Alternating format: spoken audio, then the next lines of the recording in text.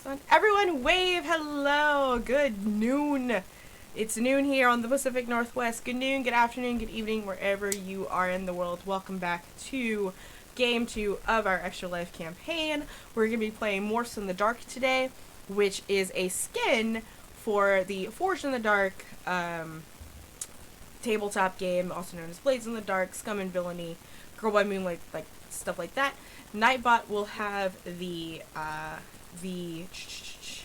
Nightbot will have the link to the skins. They are done by on the forefronts on Twitter, and it's a great skin. We're a bunch of Animorphs nerds. Most of us are here. Pretty soon, everyone will be here, and just letting you know that thermals are a thing. Cool. All right. And with that, we're going to go around the table. Everyone's going to introduce themselves and their characters. And, Novice Wordsmith, go ahead and kick us off, fam.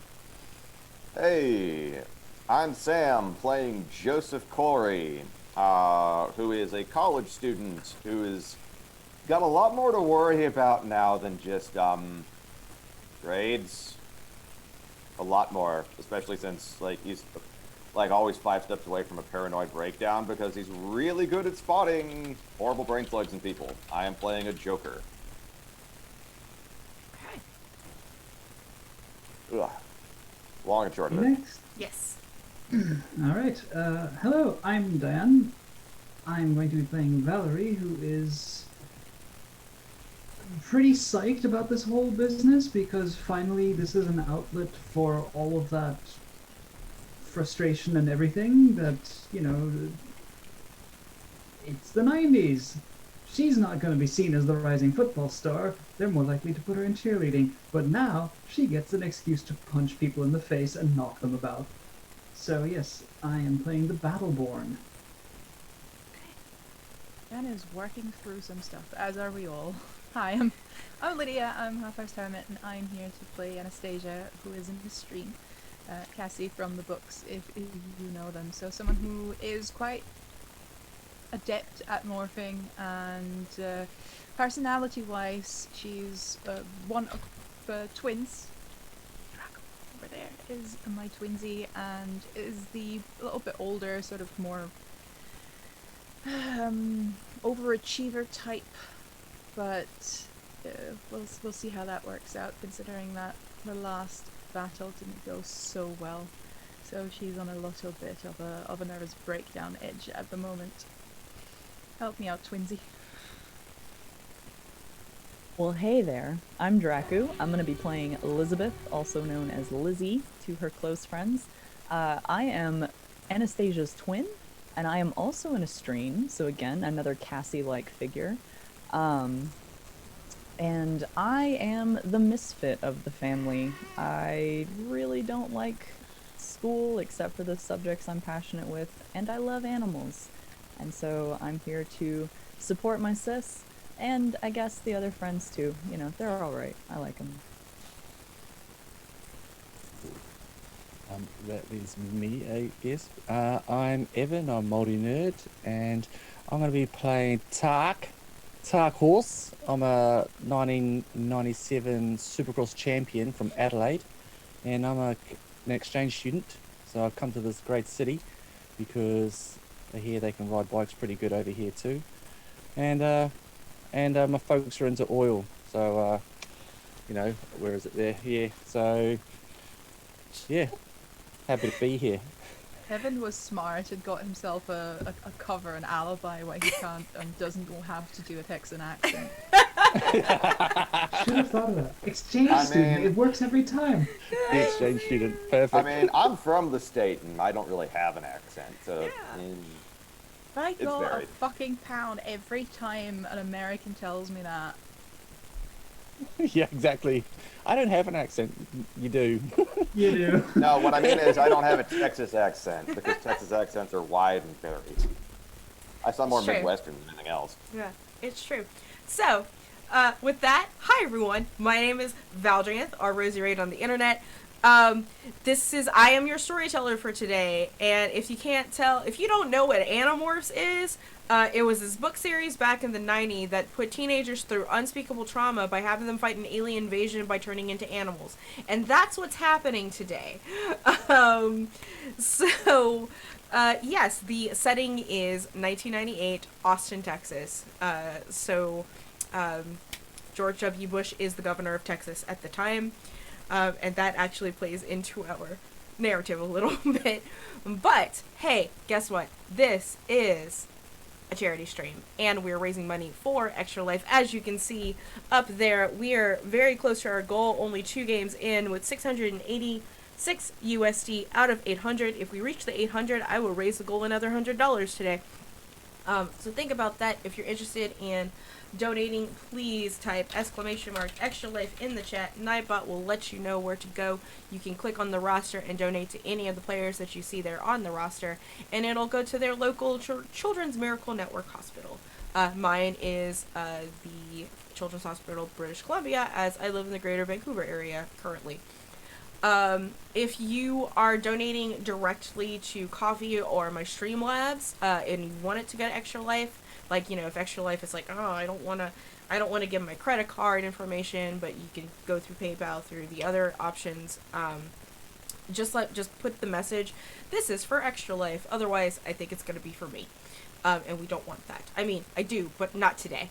And as the last bit, if you subscribe to the channel, I'm matching all of my sub points with dollar donations. So I think we're at the beginning of the month, so we're at like 7 for just today. So if you got that Twitch Prime that's just sort of lounging around and you don't know who to give it to me, because it'll go to charity. And with that, let's jump right into it. So, this group of teenagers in the 90s, y'all are between the ages of like 17 and 19 years old. Originally had met at a comic book store known as Dragon Slayer in Austin, Texas, and all started playing D&D together. Received their morphing powers at a Texas Ren Fair from a pair of siblings that were on their way to the Pacific Northwest, and have found themselves where they are in Texas, fighting an alien invasion in the capital city. Our good friend, an Australian, Tarkhorse. You weren't with them during their session 0 because you had some immigration paperwork you needed to fill out, essentially. Maybe you forgot to cross your I's or dot your T's, but that did lead you to a nice little 2-day road trip over to Houston, which in, our imaginations is where immigration is taking place because it's Houston. Had to go file out some paperwork, and you are now back. You were all in the backyard once again of Anastasia and Elizabeth, and your teammates, your friends, are going to explain to you what the fuck is going on with the invasion right now, to the best of their ability. Okay, Tark. I want you mate? to listen to me. I'm all ears, mate. I swear I'm not drunk.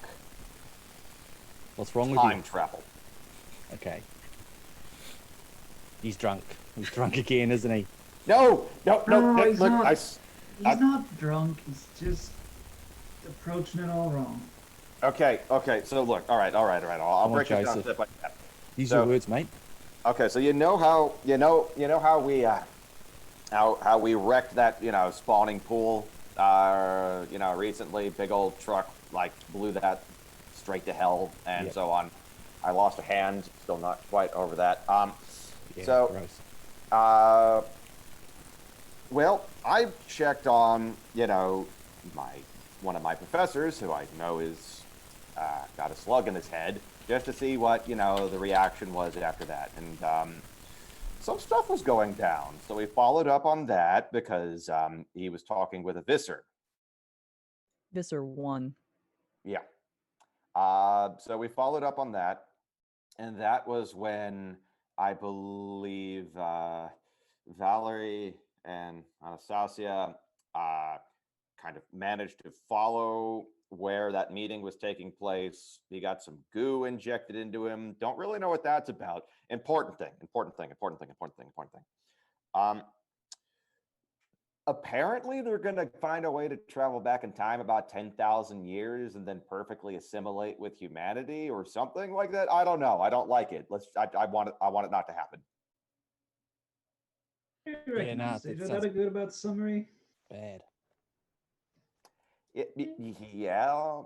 Like there was some other stuff about some other aliens that I don't really know or care about. Like all I know is brain slugs, yerks, time travel, don't like it. I'd very much like it not to happen. Think of it this Okay. way. Think of it this way, all right? This is your one and only chance to ever acquire a saber-toothed tiger. Are those around at that point? I don't know. My school didn't teach evolution. Yeah. Yeah. It gets better once you get into UT, okay? If you do. Like it's anyway, not the point. I'm there, yeah. Saber-tooth tigers, yeah. I mean, closest I've got to a tiger is a tiger beetle. I mean, it's the fastest beetle on the planet, but it's still just a beetle. But actual saber-tooth tiger, yeah. Awesome. Look, Hey, all I right. knew you'd be on board with that. Good. Side goals, big goals right now. Like let us keep Listen. the horrible monsters from having always been with us. Calm down for a second. Let's think about how we're going to approach this. To be fair, Alright. for Joseph standards, he was pretty calm.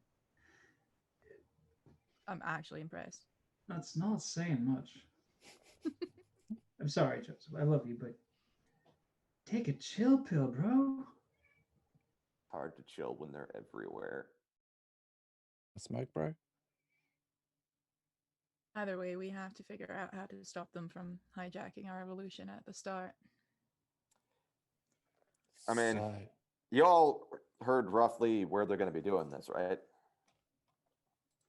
Kinda. Out of characterly, Pilot Knob was mentioned. A lot of you would know that Pilot Knob is located just, I want to say, like south of the city and a little bit west of the airport. It is an extinct volcano.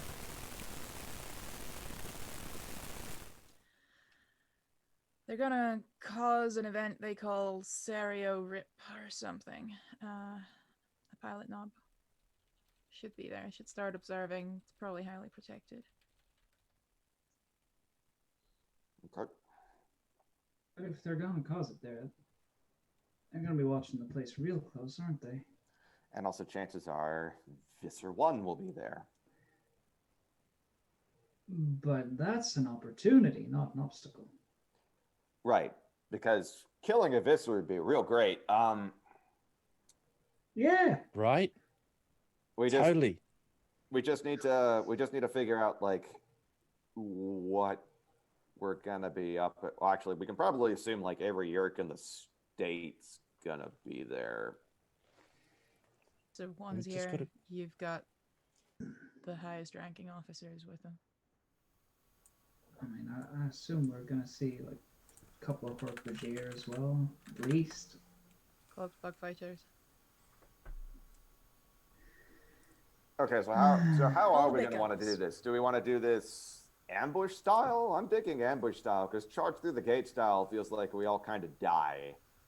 I mean, I like charging through the gates. My Rhino's real good, but I think my Rhino would make it about 5 paces. Say sneaky. Yeah. Can't believe Sneaking. I say this, but we might need that tiger beetle. What about groundhogs? That's right, Anastasia. About what? As you guys are sitting around this little, your little fire pit discussing, you hear, "How y'all doing tonight?" Oh! as your neighbor pokes her head Wilson style over the over the fence. Did y'all do anything with those pecans I gave you? I have some more if y'all need. was her name again? I forgot. Oh man, I forgot too. Is it Miss Jessel? I Or was thought that it was It someone was. else? It was. It was Jessel, Jessel. yeah. Jessel, there we go. Anastasia has waited for this moment from the very beginning of the conversation, and she jumps up from her lounging chair and picks up the pecan pie that was made by, I don't know which one of us is the baker, Lizzie. Yeah, I would have. Never mind. Fine. That she's made, or they've made together, bickering the whole time, for Miss Jessel. Nicely wrapped in. Hold on, I can do this. Aluminum foil. I know it hurts inside. It hurts. It hurts so bad. Stuck in my throat. Burn some sage later. Burn some sage later. Aluminium. It's just an eye. Anyway, aluminum foil and carries it over to the fence, like a waiter in a cartoon. Oh, Miss Jessel, I'm so happy to see you. I was waiting for you. Oh my goodness, look at that pie. It is almost good enough to go at Thanksgiving, I swear. Oh, backhanded bitch. Anyway, uh, almost. Oh, you got us so many pecan pies. We made like 3 of them. I figured one of them would have to go to you. Thank you, darling. This is amazing. Look, and she kind of just gets out like her machete because she's Texan and like just scrapes the top of it on the top. It's like, look at that crust. You did a good job. I'm so Thanks. proud of you. Your daddy would be proud of you. Your mama will be proud of you. Tim will be proud of you. Tim, come see this pie. Like, as her husband just yells back, I don't want to see the pie. The Longhorns are playing. And it's just, there's this entire conversation of these. She just runs into her house with this pie, arguing with her husband. Like, and it's very kind of loud and a little obnoxious and very Texan. Until finally, there's a moment where it stops. And you just hear from back inside the house, Anastasia, that's a damn good pie, girl. Good job. Thanks, Mr. Jessel. Welcome. She comes back Yeah. and like, okay, that should give us like half an hour. Good work. You better be glad I ate the tester. She's very sneaky when she wants to be. There's extra rum in there. Maybe we get 45 minutes. Okay, so we're thinking sneak in and go kind of surgical with it. Like get the Vesser, destroy whatever equipment they have, try not to die. I like Kind it. of. It's a good start. But how about we sneak in and then when they're all about to, go back in time, why don't we blow it when they're all grouped together? But isn't blowing it kind of what they're trying to do anyway? I thought they're trying to go back in time. It Yeah, spoke about I an mean- explosion that was necessary, I think. Something about an So- explosion. I mean, they're in a volcano, and they're trying Okay. to go back in time with a big old boom. And I mean, I don't know about you, but I don't want to be in a volcano when it goes boom. I'll give Although, you that. I'll give you that. now that I say it out loud, it just actually sounds really epic. It's epic, isn't it? So Oh epic. man, I mean, just think of it. Think of it. Catching thermals off a volcano. Hell yeah. All right, now that Valerie's here for it, that is the surefire proof that we cannot let it happen. Oh, come on.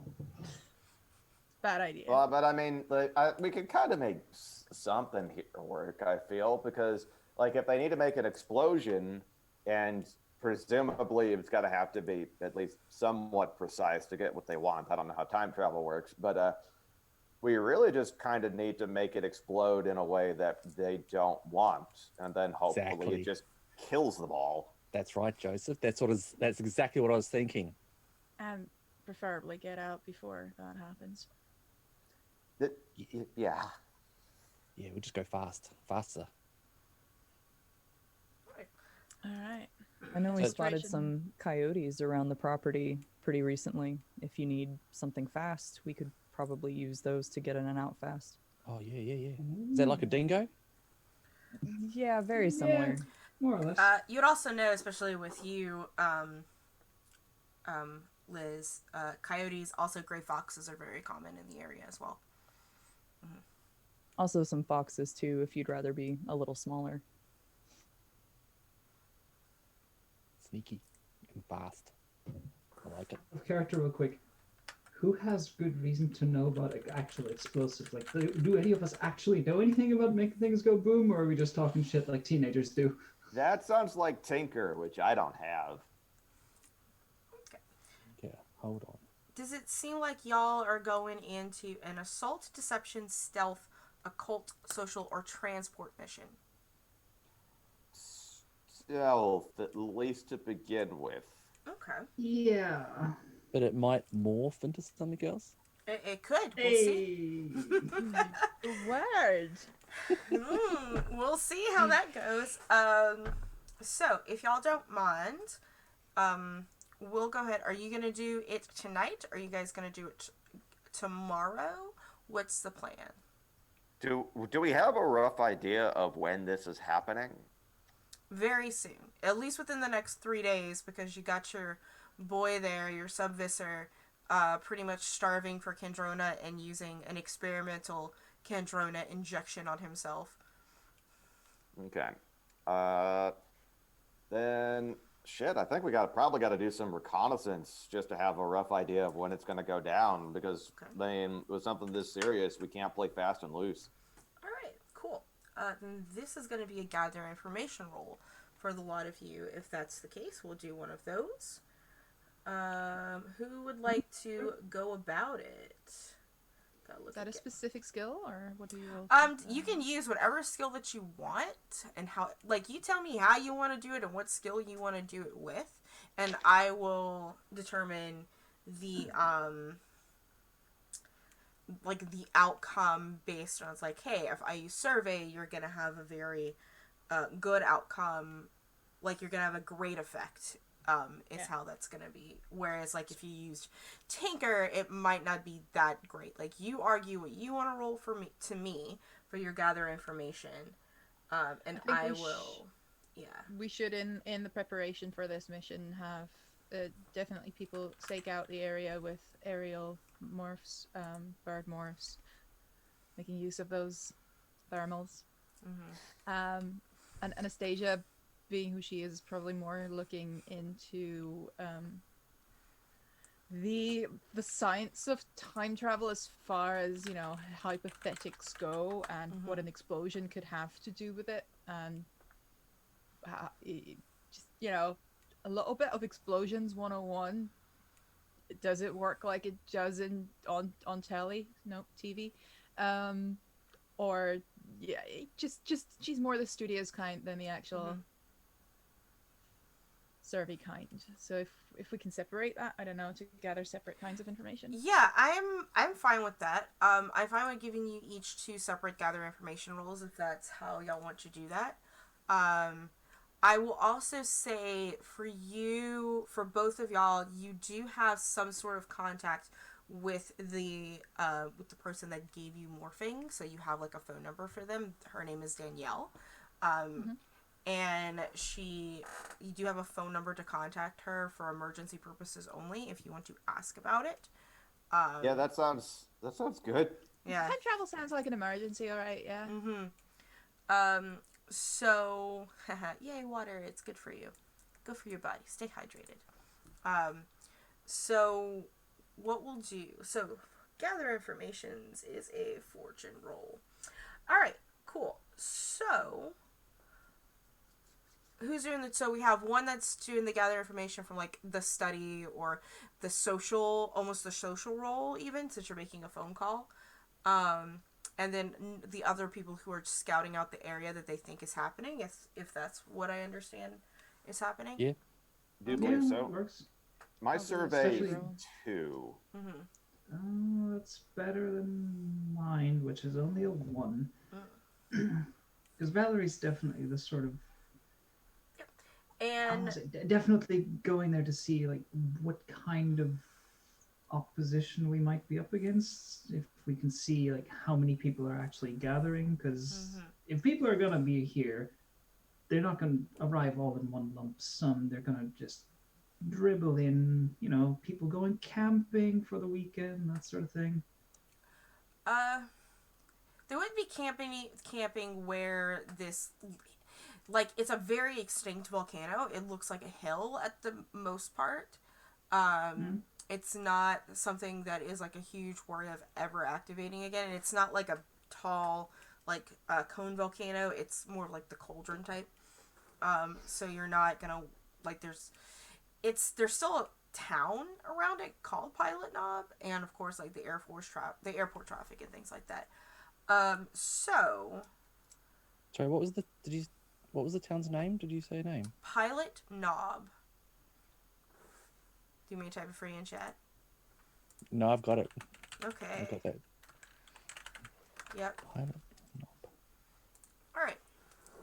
Let's go ahead and do Lydia's role. Anastasia, we'll do your role first.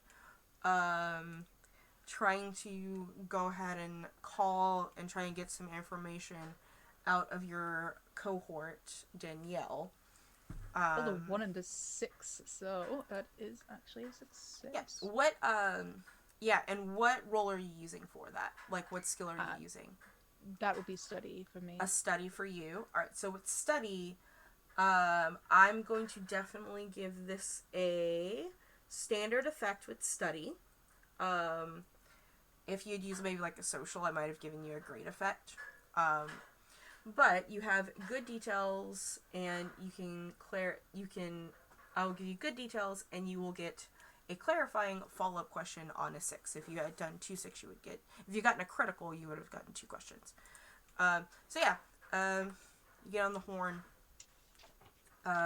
House phones, because cell phones aren't a big thing. She probably has a cell phone. 1 second, they're banging outside my room. Like, my neighbors want to build something today.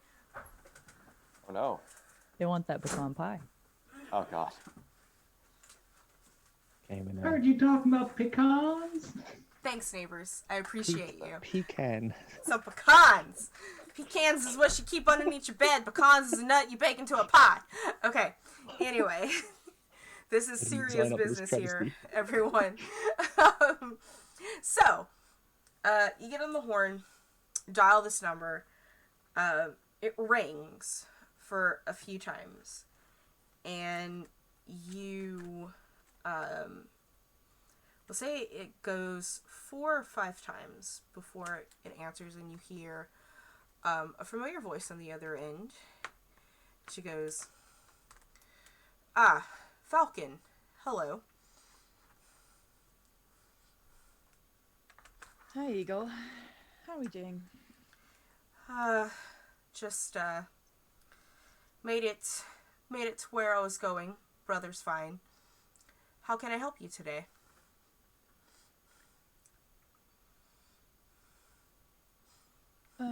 We got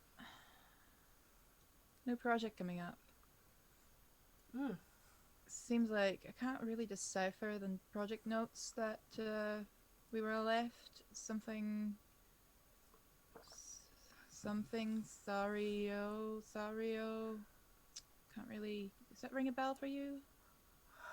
Let me put you on hold.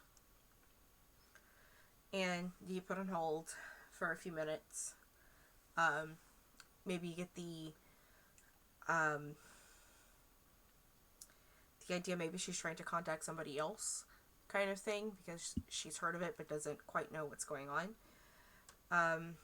And she picks her phone back up, puts you back on the line. It's like, so, your favorite movie is Back to the Future, right? Oh yeah, all of them. Love them. Cool. So what is the furthest do you think that the Doc and Marty could go back in time? God, I would love for one of the sequels to actually go back to sort of prehistoric times, like Oh, 10,000 BC. funny you should say that. I have some acquaintances that have a script for that already, almost exactly. Oh, oh, cool. I read some fan fiction about it the other day, actually, but I Mm-hmm. didn't think that would be serious. Yeah. It's yeah, it could get a bit complicated. Usually they made it to where it's like it's not 88 miles per hour, it's like 300 miles per hour to get there. It's oh, what's going on? They couldn't bring anything back with them, but if they came back, you needed like an equal explosion to come back as well. Like so you had to mirror everything if they go back that way. Can't really bring anything back with you either. Is from what I understand how like that plot goes. They were on a time limit though. They went back so far in their fanfic that there was some meteor falling in the Yucatan, so please don't go that far. Yeah, that wouldn't make for good cinema, right? I mean, Oh, we got the it would, gold. but then it'd be the end of the series, and we don't want that. Yeah, more sequels, always a good thing. Mm-hmm. And I hear there's like really high up producers involved in that as well. Um, how high? Oh, like all the way up to the top, all the way up to number one. Hmm. Can I put you on hold for a second? Sorry, my dog needs to go out, and she puts you back on hold. Um, and you wait a couple more minutes, and she calls you back, and she's like, "Well, um, if you're going that high up, um, I know someone who knows people that high up, technically. Um, and he asks me if it comes down to it, if you're gonna be that high up, to save it for him. And now you can ask your clarifying question, and I will give you the information. Mm-hmm. And I have to There answer will be it. a pause because I mean Lydia knows it and has goosebumps and is crying, but Anastasia would be like, seriously? If you have the chance, you take it. What the fuck? Um, The clarifying question.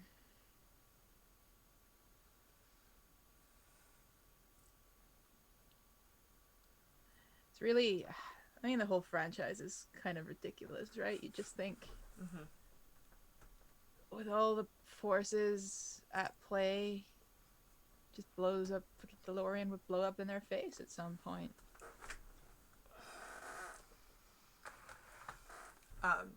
What's the Wonder how question that could out of happen. character? Yeah, what's the clarification? For me, out of characterly, like yeah. the not coded version. Correct. We're doing a great job, but the not coded version.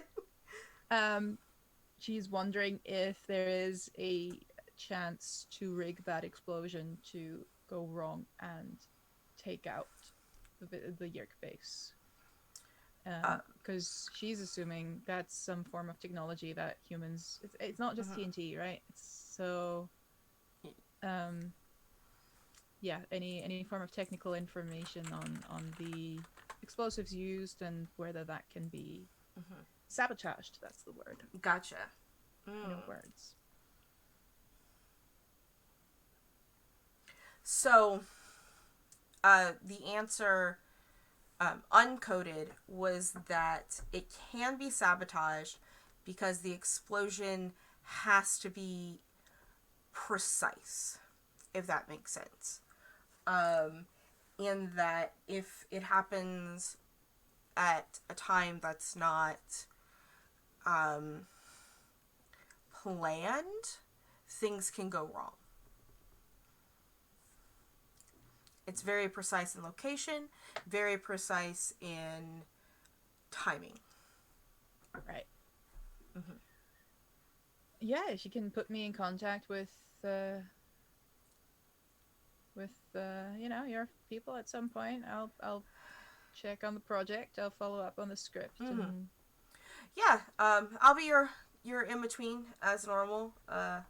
They copyright and all that. So, yeah. mm-hmm. Have your But people call my people. yeah, yep.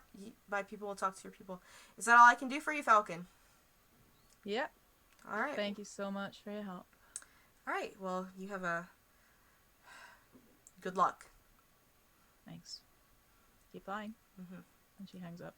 She hangs up the phone.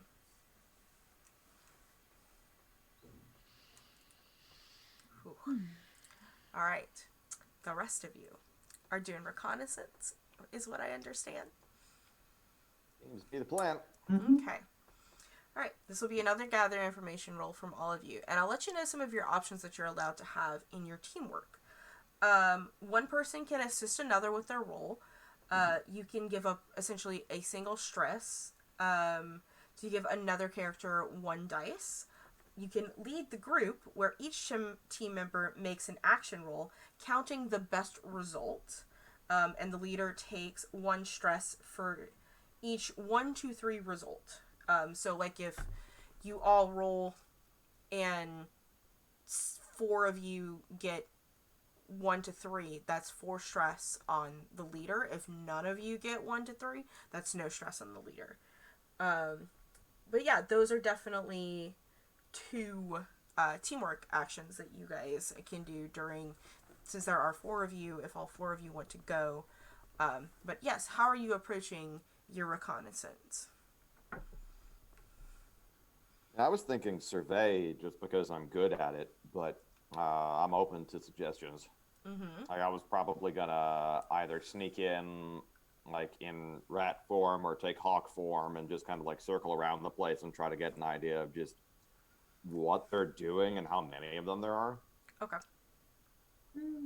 Survey. I was considering suggesting prowl, but that's only because it's a skill I have. Mm-hmm. So Same. my skills are much like that, but survey works, and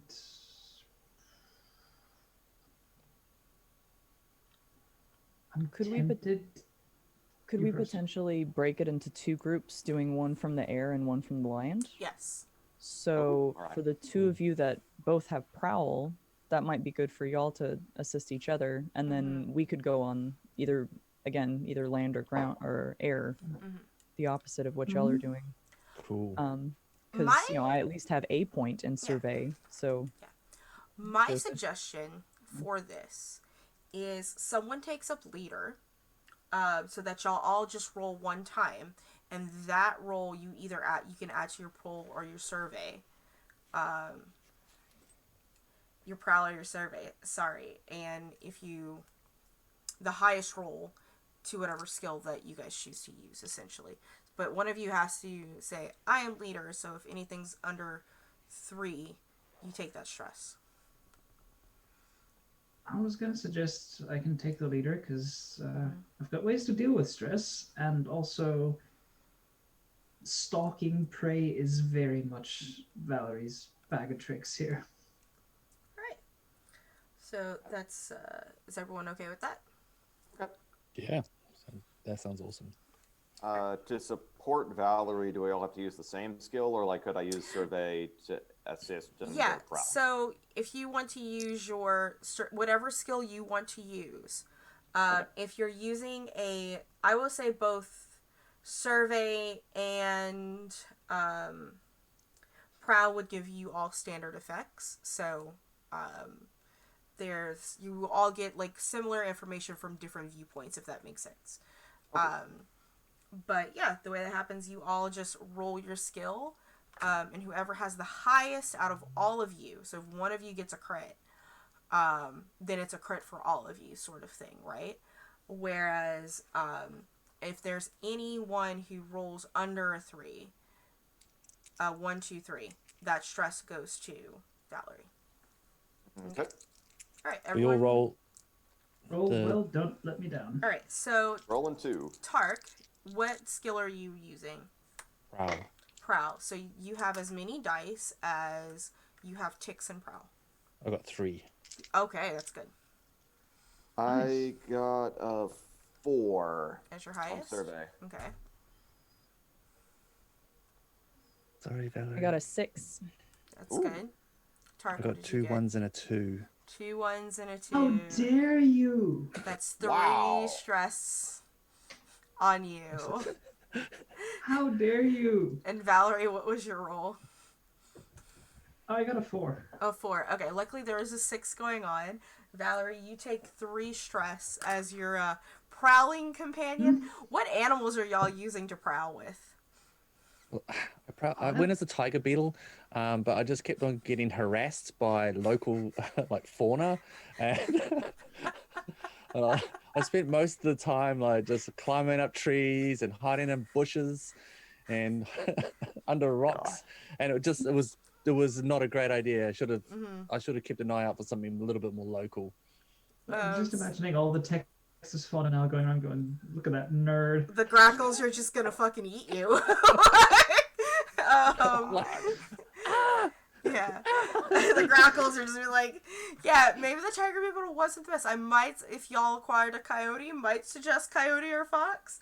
Might be a little bit better for y'all.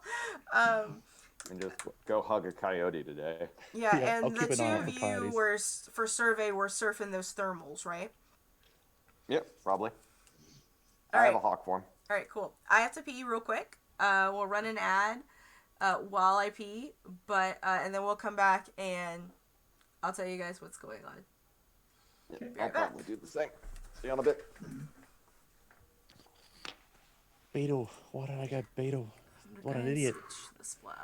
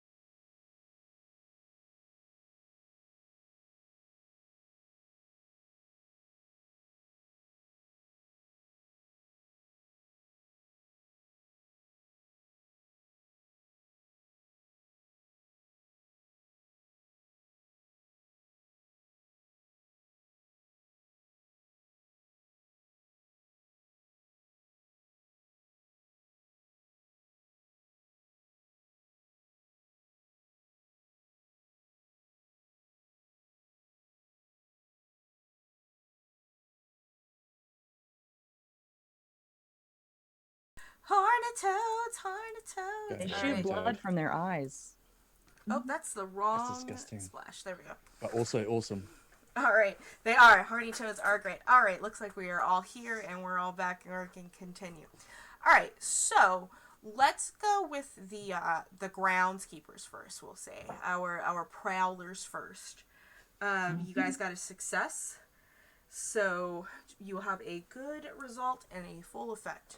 All right, so what are you turning into? How does this look as you go into your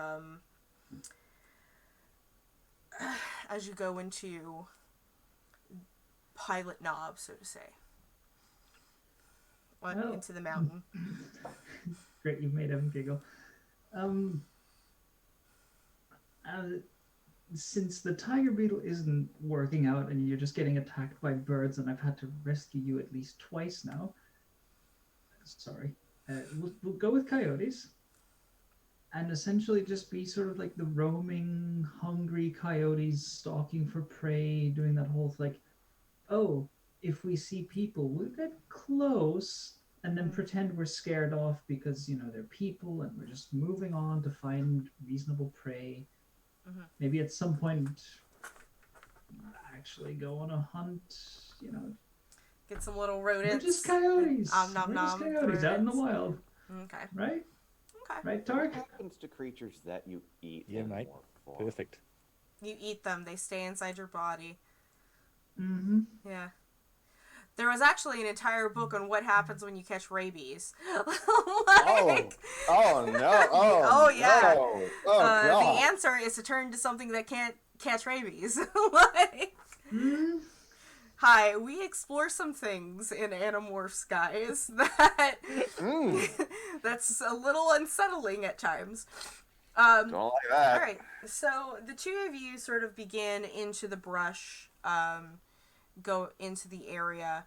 If you take even like the moment to look up, you even see like your flying friends above you. I'm assuming y'all might even just with that survey roll be giving them directions because you can see really well, right? You're just like, hey, what kind of birds are the two of you, by the way? I'm a hawk. Would that give me, like, say, an extra die for a survey or something like that? Yeah, so we will say that for the next times you guys, every animal, the way that Blades in the Dark works is that they are fine items, but because there's no items here, and fine will give that extra dice when you use it because there's no items here, it's like, hey, when you turn into an animal, you get to choose what extra dice that you want it to be into. So if you would like for an extra dice to go into survey at some point, that's where it would go, sort of thing. If I roll an Well, we extra already die did now, is the that roll done? the roll, so Okay, let's fair. like same thing with prowl and things like that. So you got a success. And I did my sharp shinned hawk again, so that's what Nice. I'm rocking around with. Yeah. What kind of hawk you rocking, Joseph? Yeah, what's a good local breed? That's a good question, actually. Red tails. Yeah, probably red tail. Seer. Anyway, let's do all of the onomatopoeia that Animorphs gave us, like in the books. Oh boy. Yeah, it sure did. You see your two. I'm assuming that y'all all probably went to the same place to morph your creatures, right?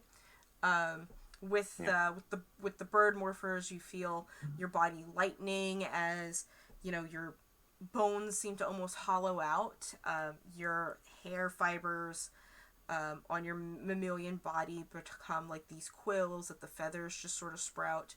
But Liz, being the Estrine, has a little bit more control over how she turns into a bird, and it's not as grotesque, or it could be exceptionally grotesque, depending on how you want it, sort of thing. But, with the birds, your eyesight just magnifies intensely. You could see miles away on a clear day, sort of thing. And with the two of you that are turning into coyotes, the two senses that really, really get to you are obviously your nose and your eye and your hearing. Like your eyesight, it's not worse than a person's, and it's not better than a human's. Canine eyesight is pretty much on par. Best during sort of like the hour before sunset, and the hour after is when canines see the best. But as far as your senses are just waft, right? And you begin your respective journeys to split up, two in the sky, two in the ground. With you guys in the air, see a small gathering of people, and you direct your canine folks that way. How do you approach canines?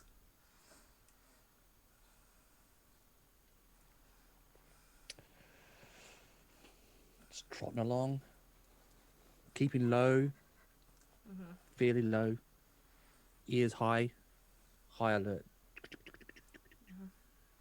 Sort of one sort of behind the other, I guess, is how we run. Well, coyotes mate for life, so you probably just look like a pair. Look like a pair. I'll take it. Run side by side, occasionally just like snapping at each other because Yeah. Every how now and again, we'll playful. stop and we'll sort of like sniff the air, heads turning around, listening. Maybe change direction slightly. And sure enough, you come to this clearing, and it's mostly people that are working. A clearing in the brush, and if you know anything about like Central Texas, it goes from like forest to not forest real fast.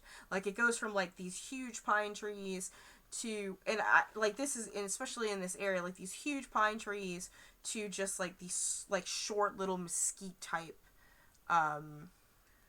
underbrush and things like that. And that's kind of what you're looking at right now, is to be like this mesquite trees, and which makes an incredible barbecue, and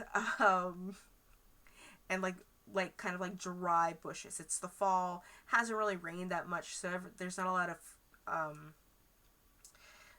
lot of green in the grass or anything. It's all very dry and brown. So you fit in very well because you coyotes, you're the same color as everything that's around you. So mostly humans working. However, you do catch glimpse of at least one pork bajir that seems to sort of be the muscle of the group and is doing most of the heavy lifting. For the viewers who don't know, Hork-Bajir are an alien race. They are technically a very peaceful race, and all of the blades on their body are used to harvest the tree bark that they eat. However, since they are all infested by the Yerks, those blades are instead used to murder people. Just slice and dice and real open. They're about, what, maybe like 10, we'll say this one is about 10 feet tall, and is sort of just there pushing together what looks like to be, some boxes, maybe a bomb. You're not quite sure what's going on.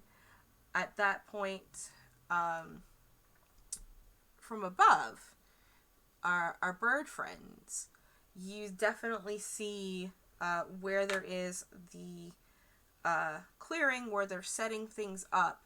Y'all see what looks like in the trees this wire that is leading away. Ooh, internet burp. That is leading down the hill towards, and with your bird eyes, you can definitely see what looks like to be like a big RV. Probably around, we'll say a half a mile away. And now, we have clarifying questions. I will give the Prowlers one question, and I will give the Flyers another question, since you guys are kind of looking at two different things. Okay. Evan, do you want the question or should I? You go for it. Okay. You're a leader. That's right, I am a leader. In the course of this prowl, does it give us any clearer idea of how many bodies we might be expecting? Like, is it just a few scattered people, or do we actually see enough that this would be that this could count as, you know, an actual camp or lair or whatever the heck you want to call it?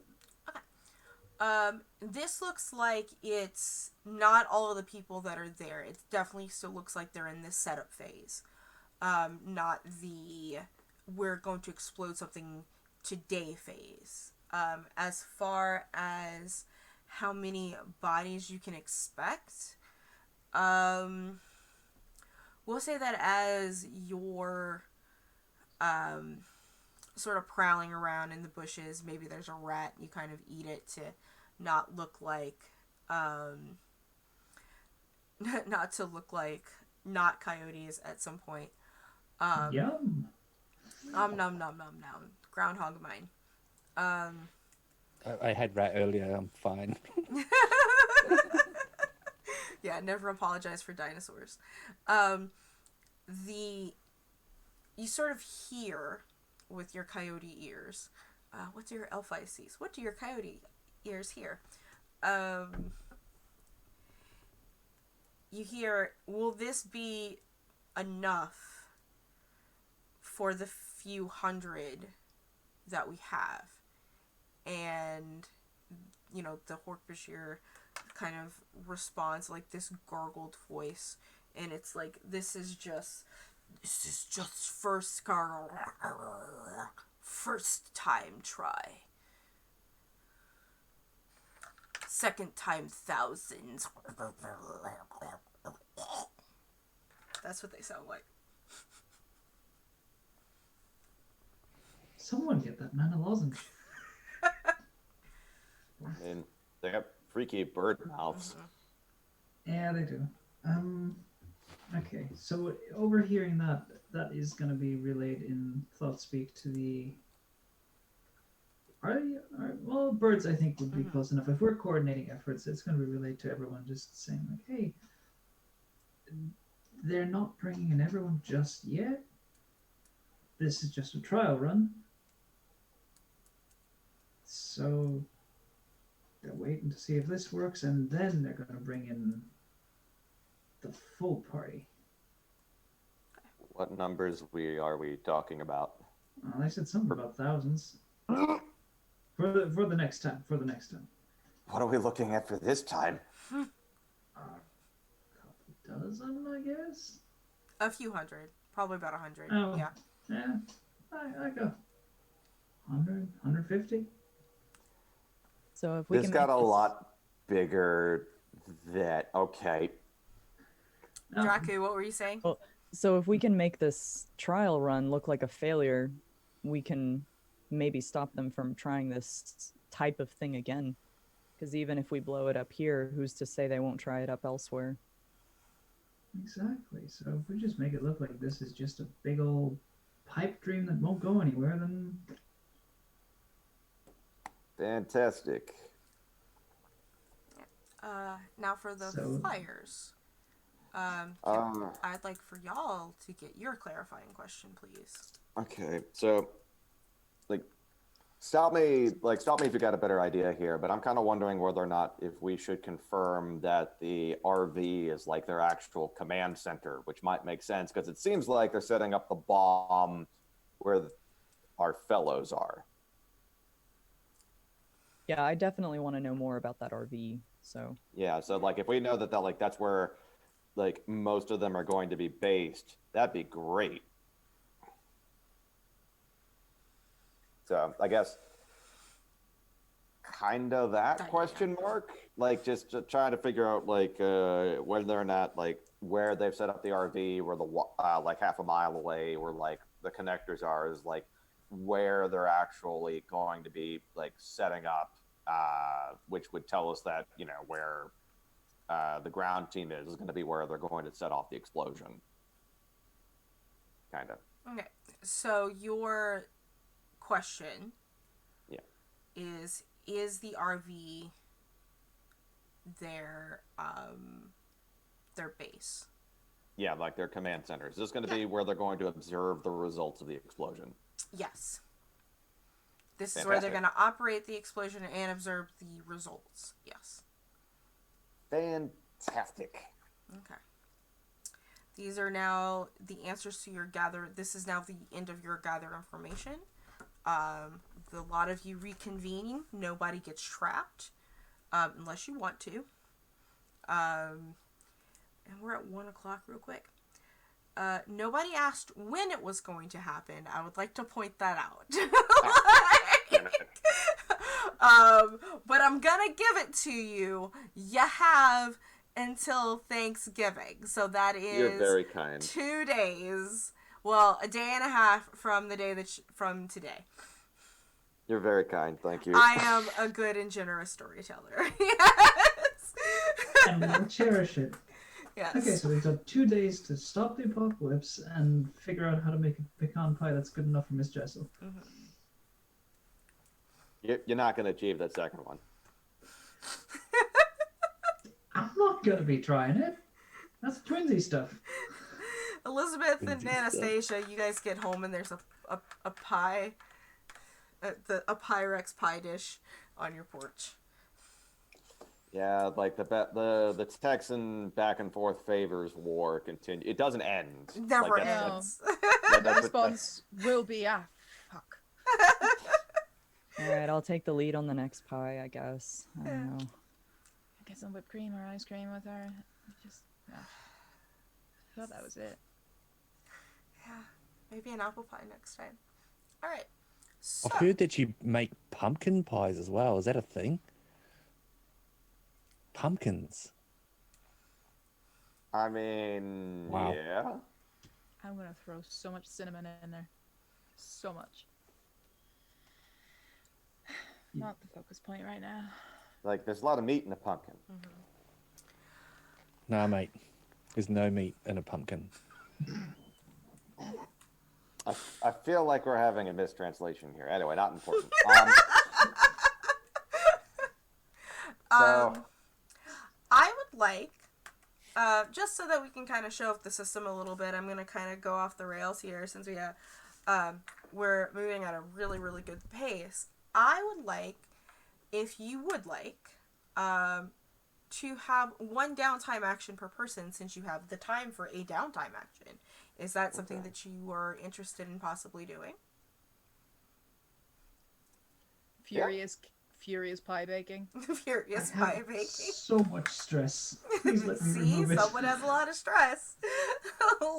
So you have a couple of days until Thanksgiving morning, or the AM of the Thanksgiving. So we'll say 4 a.m. Thanksgiving morning. So even before, you have to get to your Thanksgiving celebrations. So hopefully this can all happen before the turkey comes out the oven. So you have the Tuesday and Wednesday to do some downtime actions. I will give one downtime action since it's very short for everyone. I will actually like to go ahead and start with Tark, because you have not done a downtime action before. No. And Yeah. Hit me up. What about options? Right. So your options for downtime actions is you can reduce your stress, and you reduce your stress by indulging in your virtue.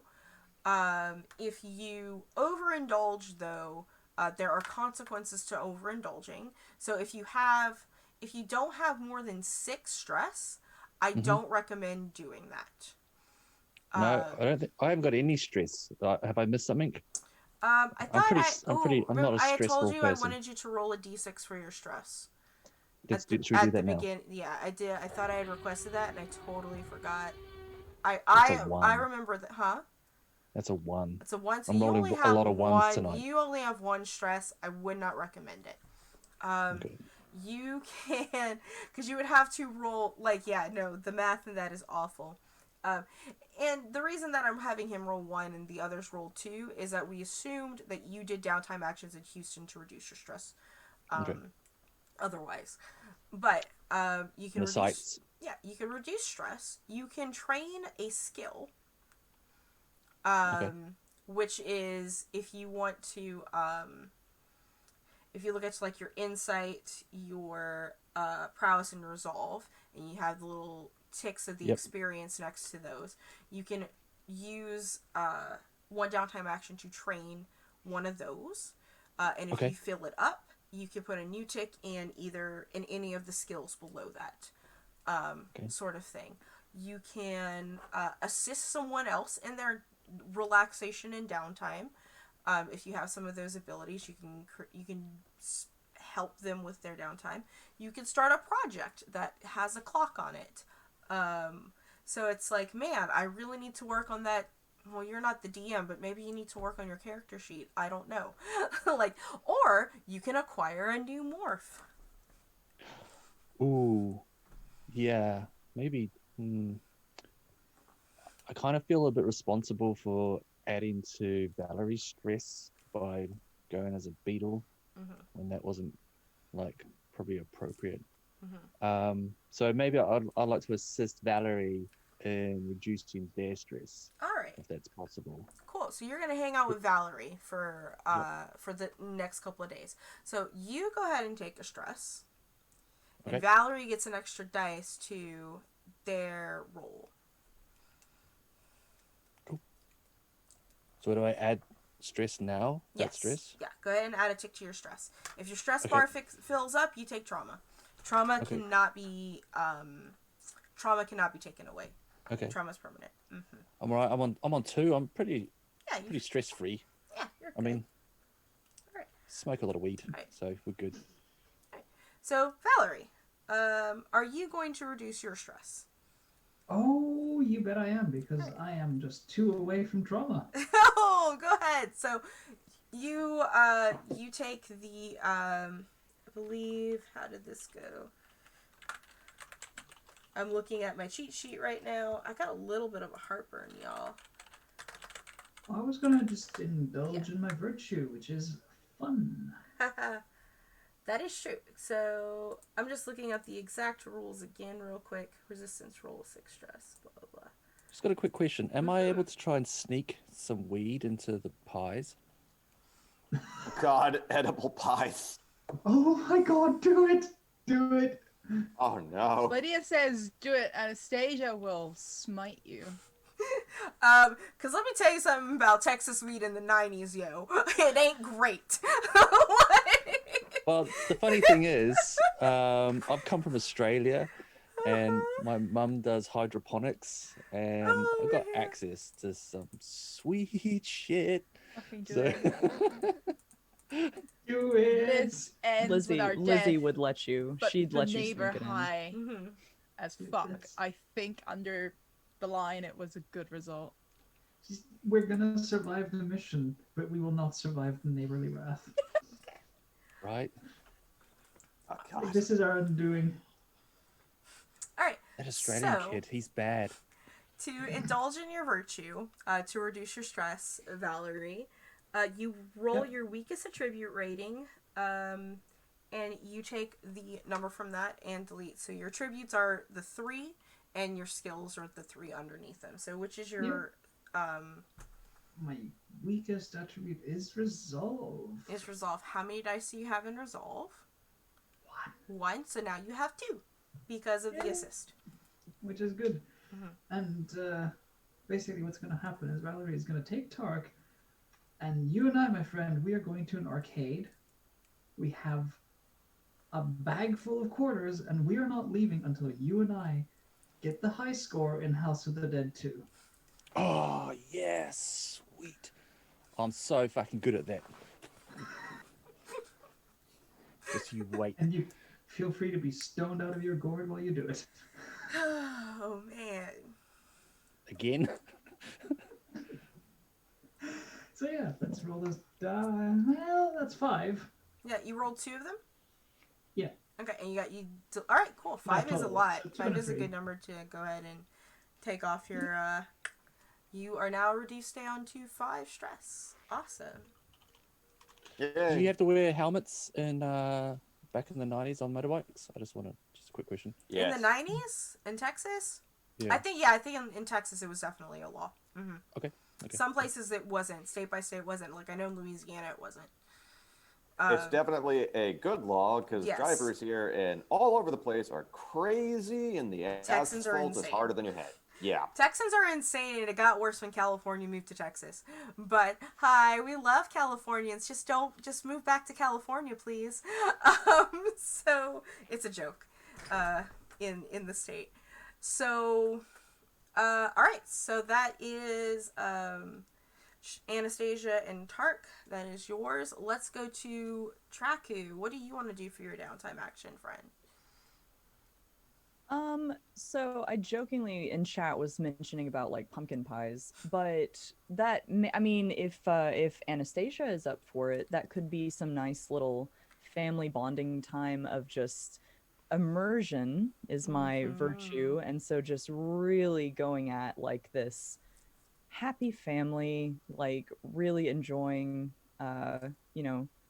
being with my sister and making pies, especially a little pumpkin pie to give to Tark because apparently he's never had a pumpkin pie before, so that needs to happen. So yeah, that would be my way to try to reduce some stress is to just Okay. What does your stress count look like right now? right now it's a 3. Is it worth the risk to even reduce stress or should I just I go don't party think out? so, but you can just instead you can flavor this as a project. This is a project of making pumpkin pies with my sister. And that way we can see what kind of what this does for you. Are you cool Yeah. with that, Yeah, Anastasia? definitely. Just want to make pies? Sure. I mean, I also don't have to reduce stress, so I was going to try and get the prowess up to get a skill point. But Yeah. Well, you can do that separately if you want. We'll have yeah, this. that's okay. I'll tell you what, Flavor, Liz. pumpkin flavor. We'll just do this as a skill roll, right? A fortune skill roll to see how well you make this pie and how well you impress somebody, your How much neighbor weed is in or there? your parents. With this side quest that's going on No, right the now. pies are a side quest. Because the thing is with Animorphs is you're still just normal teenagers, and to keep you cover, you gotta keep pretending to be normal teenagers.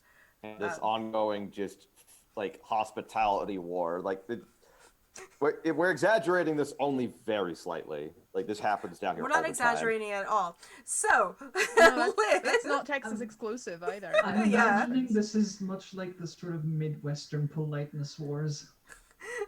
So, Liz, we'll say that this is a 2-tick clock to make these pies.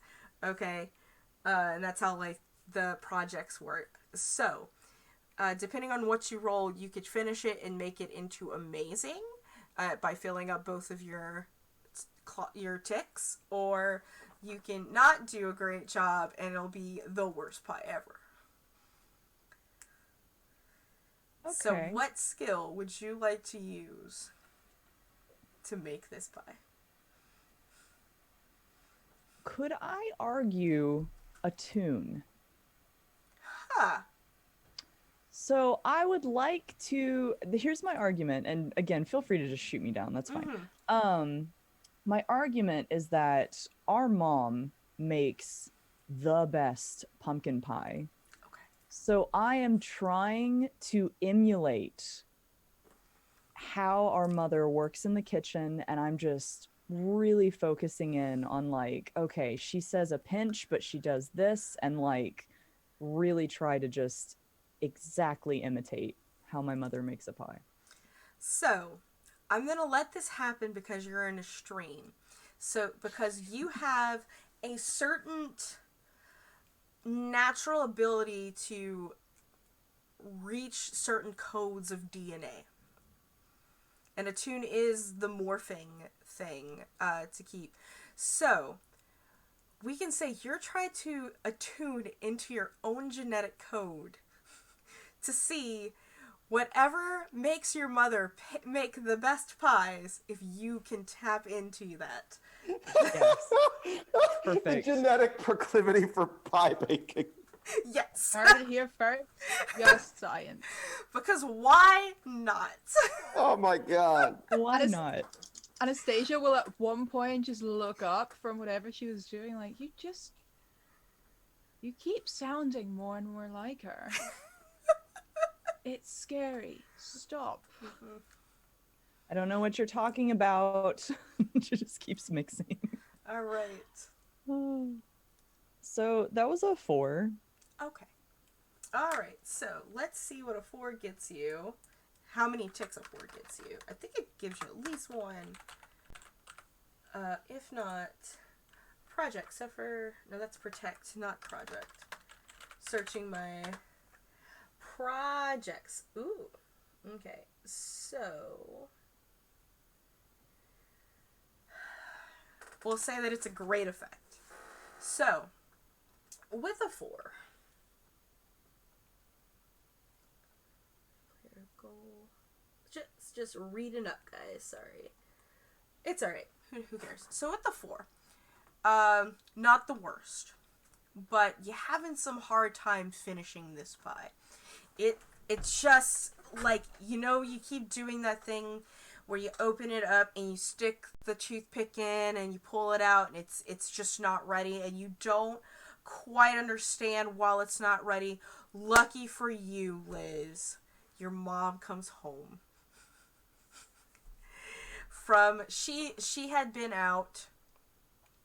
She had just closed a deal because your mom is a real estate agent. Just closed a deal in East Riverside. Is super excited because, it's she because this is the beginning of the gentrification of East Austin.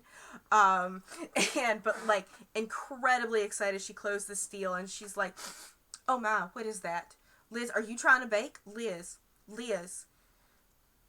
your oven's not high enough, Liz. Do you know your oven's not high enough?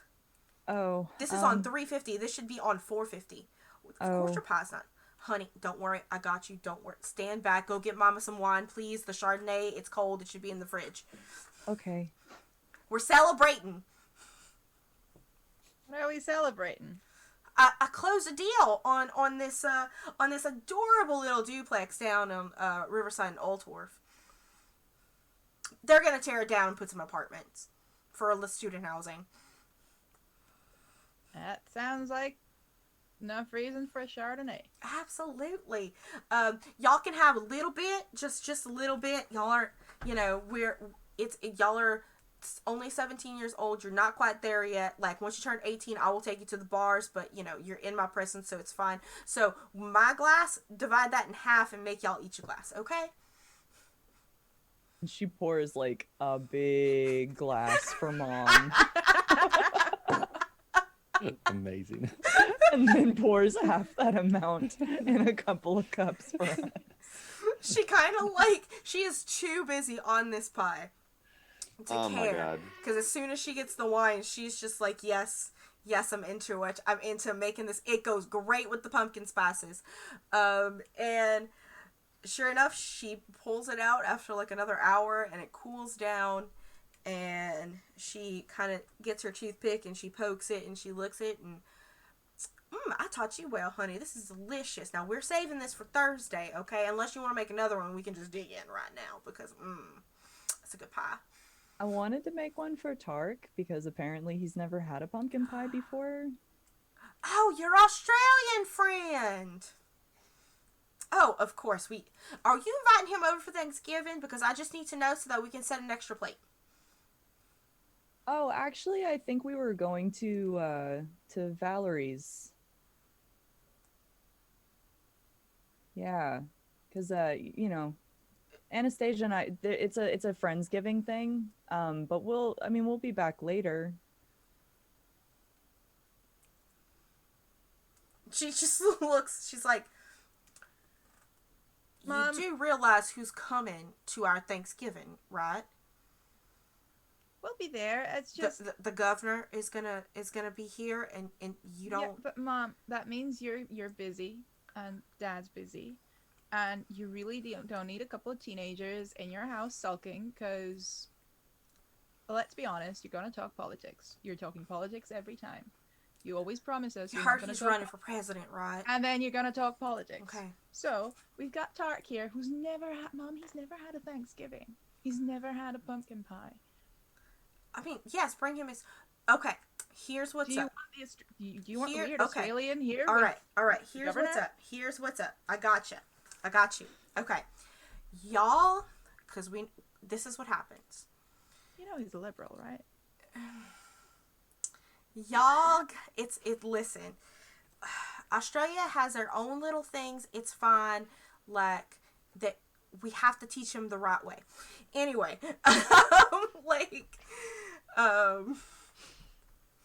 good old W. We're working on it, Mom. We're working on it. Like, he needs to be influenced correctly, all right? So this is the deal I'll make. You take this pie to him. But I want y'all back by halftime. Yeah.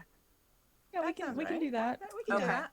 Okay, y'all be back by halftime. We'll eat a little bit later in the day so that that's a deal. Okay, all right. Thanks, Mom. You're welcome. Okay. And y'all go about with getting White Ryan drunk with your mom. And now Halftime is a God. football thing, right? huh? Halftime is a football thing, Yes. right? Yes. I did Yes. want to ask. Thank you. Okay, thank you, all Billy, right. for asking. So Yeah. around Thanksgiving, there's this thing called Super Bowl. Well, it's not the Super Bowl. It's just like Thanksgiving Oh, that's is right. That's like the right. Thanksgiving Actually games, want right? to know more. In the That's NFL. right. Yeah. That's right. I'm not big into football, but yeah, no, Yeah. it's It's a big deal. that, It's a big there's a bunch of deal. college Yeah, games. you That's see, the right. Cowboys play on Thanksgiving, okay? Is this? Are you talking about gridiron? Is that the sport that you're talking about? Is that the same thing? Okay, I think I've heard of my Australian friends call it hand egg to me. It's the thing they claim to play with their foot, but really carry the fucking ball around for like 90% of the time. And they throw it forward, which is clearly So illegal. much shade. Yeah, Everyone- you can't throw it forward. That's So wrong. much That's, shade. The forward Right. pass. by the non-Americans here.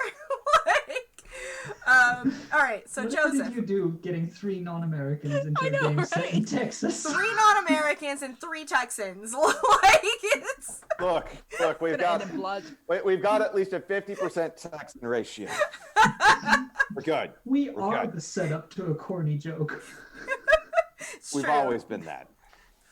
We've always. All right. So Joseph, what are you doing for your I'm sorry, we're going to go to Anastasia. You're going to train up a skill, right? Yeah, I wanted to train up prowl or finesse. Okay. Well, prowess in general. 'cause Okay. that's the one I'm missing. How many ticks do you have left in prowess to 1. 1? Excellent. How does this go about? Like, what does it look like to train your prowess? I think. Is that too corny? Maybe. It's the don't know. 90s. Who cares? Yeah. I think she'll. One of the last missions, if you remember, we had the obsession thing as well. The what's it called? The trauma. Mm-hmm. So the particular morph that was involved, which was her battle morph, her mountain lion, just she'll use it and go through a not completely nearby, but she'll try and sneak through the neighborhood without being seen, without having the cops called on her. Ooh, I like or it. animal control. I like it. You're definitely gonna get a tick in prowess, but for fun, roll me something to see how stealth you like. Because again, you don't have to actually like succeed to get stuff in this game. You just have to attempt it, and that counts as experience. Would that be prowl or finesse related? I mean, I don't have a tick right now in anything, but Yeah, I would say that prowl would be really good. Finesse, I imagine, is in Blades in the Dark. Finesse is operating vehicles, so yeah, are using prowl. like rapiers or things like that. So prowl would be pretty good. So the way that you roll something will give you the tick because you're leveling that up. So, but just for the for funsies, like that's a 5. all right, that's a success on your prowl. At one point, as you're going through the neighborhood, you are your neighborhood is on the west side of the city. It's a lot of affluent people, but it's also just surrounded by woods. You encounter a man taking his little yappy dog out, like his chihuahua. Oh no. Yeah. And at some point, the chihuahua will stop and it'll look and be like, in its little chihuahua voice, but at you. But the owner of this chihuahua is just like, Daisy, there ain't nothing outside. You come on in now. You finished peeing? Come on, let's go. I ain't got time. I gotta go to bed. And, Daisy just gives you, like, one more little before it's, like, it, like, snorts and it turns around and it kicks the dirt at you before it goes. that dogs do when they finish their business, and goes back to his miasta. And they go back inside. So the Chihuahua got you, but not the. I did some good, nice, big Chihuahua energy there. That but you were hurt my unnoticed pride, by but the luckily person. nothing else. Okay, I have to pee again, so I'm not gonna put the splash page up this time. You guys can entertain and role play while I pee real quick, Okay. and I will be right back, and we'll do an engagement roll. Well, I'm loving the diversity between Texas and the rest of the world. Yeah, and we've got 3 Texans, we've got 1 New Zealander, we've got 1 Austrian living in Scotland, and we've got Diane, whose backstory is a We patchwork. could make a novel. A patchwork of various cultural influences, let's put it that way. So But I will confess to being American educated, so you can hear it. I'm so sorry. Oh, please, it's I all just right. read in chat. It's a liberal school. Cyberpunk said Houston definitely has gators, and I'm just thinking, you just wait till that's morphs me. into a saltwater crocodile, because that's gonna. That's me. My handle's Cyberpunk Detective. Like, Houston was built on a swamp. Was it you? Yes, Houston was built on a swamp, and it is also like Houston is in that weird space of where it's actually just 4 cities kind of crammed next to each other. It's huge. Like, Houston is enormous, and it's eating up like every little town kind of around it. I actually have a friend in League City, and which is kind of to the south of Houston. We both kind of joke just like how long it's going to take until Houston finally absorbs League City, and we're guessing around 10 to 15 years. Like, Houston's just big on absorbing. I know exactly what you mean, because okay, so diving into my backstory here a little bit. Where I used to live in Delhi, there was Delhi, and then there was Gurgaon, and there was like a 30-minute drive to get from one to the other. By now, Gurgaon is just a part of Delhi, which has boosted the population way up, and of course the pollution as well. But yeah, it's like the cities, they just swallow everything.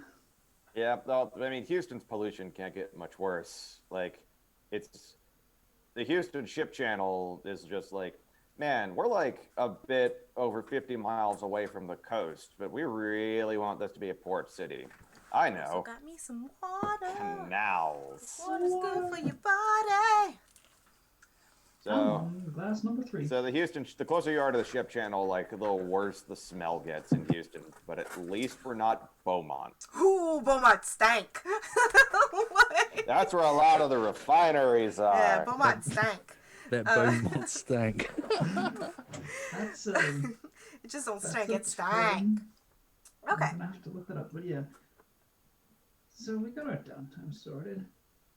I think I've still got a downtime action to Yeah, do. that is Yeah, correct. you Correct. have- You still have Joseph still has a downtime action. And I was actually Joe- thinking of maybe trying to upgrade Prowl as well, just because I don't have it. Because, like, I've got 1 in Skirmish, 1 in Rec, where Prowess is, so it's just like I've got enough to, like, hold myself there, and I'm good at scouting out places. But actual stealth is, like, Yeah. something that I should probably... And how many upgrade ticks a do bit. you have until you can level up Prowl? Just 1 more?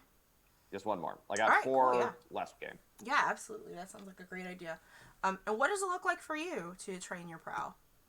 So, because Joseph is a special kind of paranoid, I know where my one physics professor lives, who is a Yerk. I'm not going into his house, but I am going to scout around, just like in rat form, and just go like, okay, the day is coming. What are you doing, you bastard? Okay. Yeah. Like Okay. that kind of thing. As a rat. And Alright. maybe I don't know. See if I can't like nibble through the tires of his car just to mess with him. Okay. To nibble the tires of his car. Or actually, Are you no. gonna Actually, no. slash his Just tires?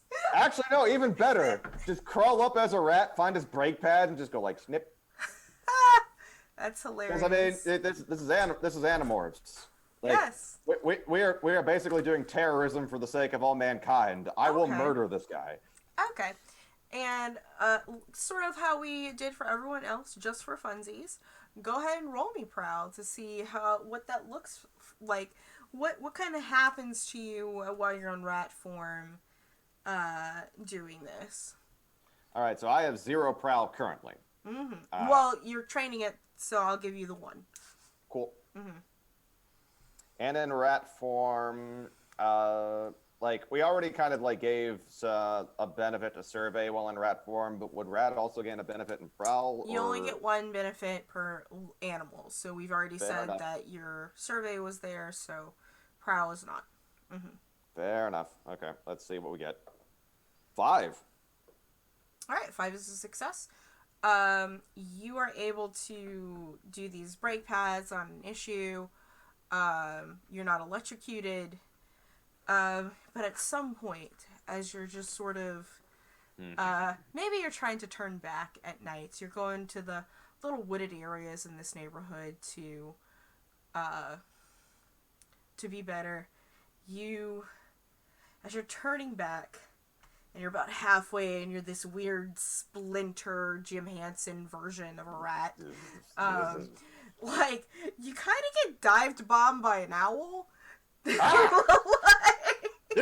And as soon as it realizes that you are far too big for it to eat, like... Actually, you know what? Just for funsies, I'm gonna try to hug it for a bit. Just like, no, not my form now. Oh no! Like, you're gonna try and hug the owl. I mean, just for a few seconds, so that I can just get its DNA in my repertoire. Yeah, go ahead. You can you can complete the you have to get completely demorphed to acquire DNA. But yeah, you can go ahead and add a ooh, what kind of owl? Texas owl. It's probably a barn owl. Yeah. Oh, you know what? We'll say you have an eastern screech owl. It's just like if I'm gonna get clawed in the face by an owl, I might as well just. I've still got slots left here. Come on. Yeah, you got yourself an eastern screech owl morph. It takes up 1 in your morph load. Fantastic. Also, I'm really hoping that what I've done to this guy's brake pads, like, either results in him not being there, because I like having him as just somebody that I can spy on as a contact for when we wreck this place, and he might die if he goes there. Okay. Or he might crash into a tree and die that way. I'm kind of cool with either result. Okay. We'll see how that looks, because you can initiate flashbacks when we go into the engagement roll. And that's what I think we're going to be doing here now. Let's look up engagement rolls. Bam. Alright, engagement rolls.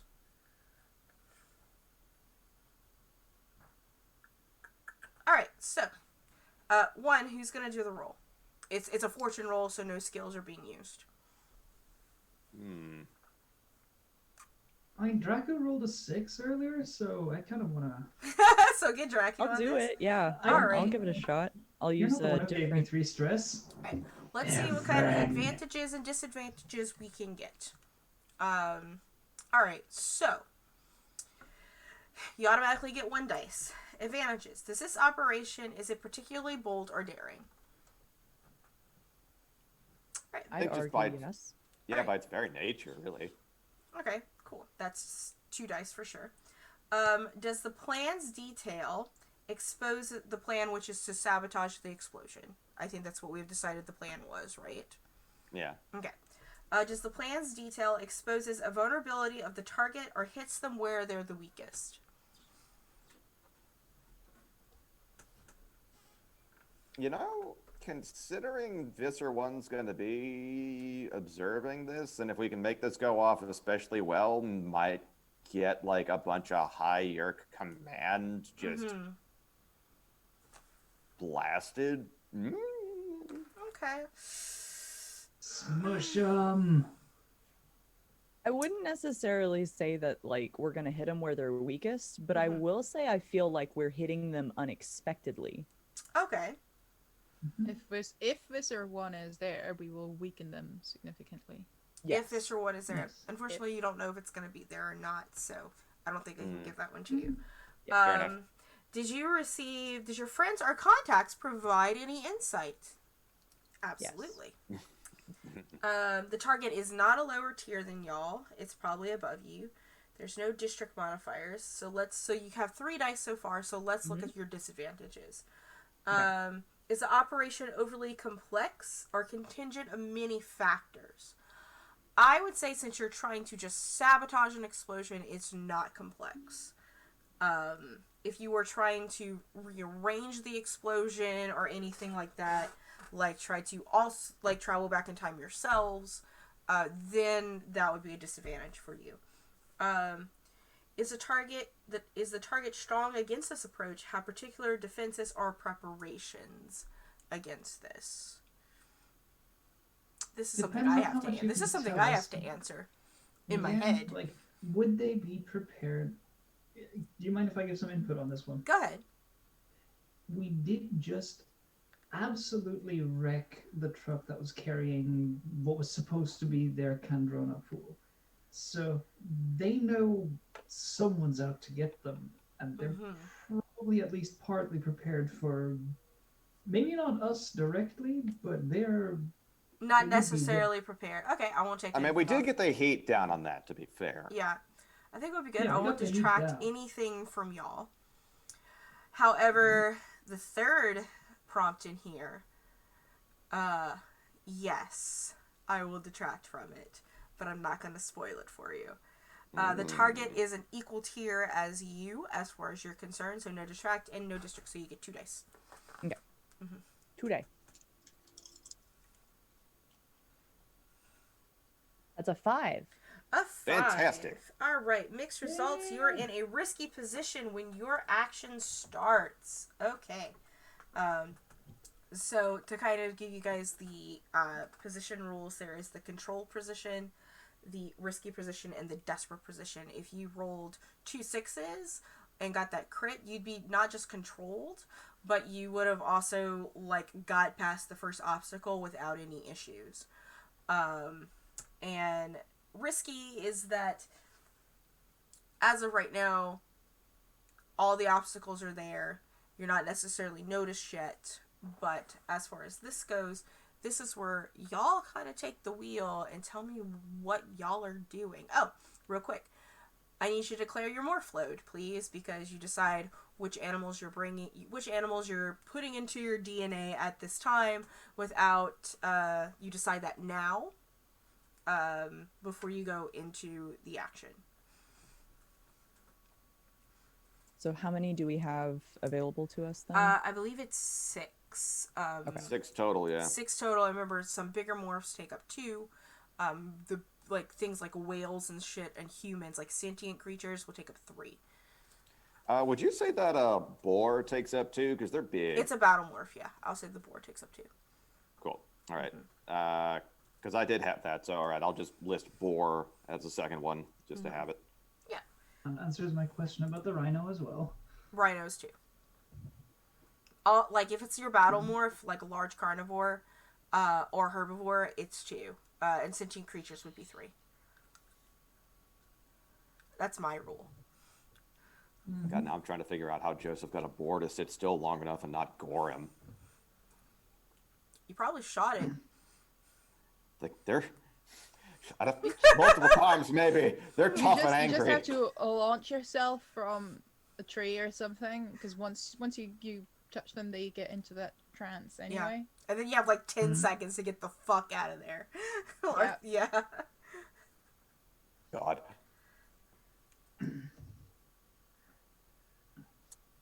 Right.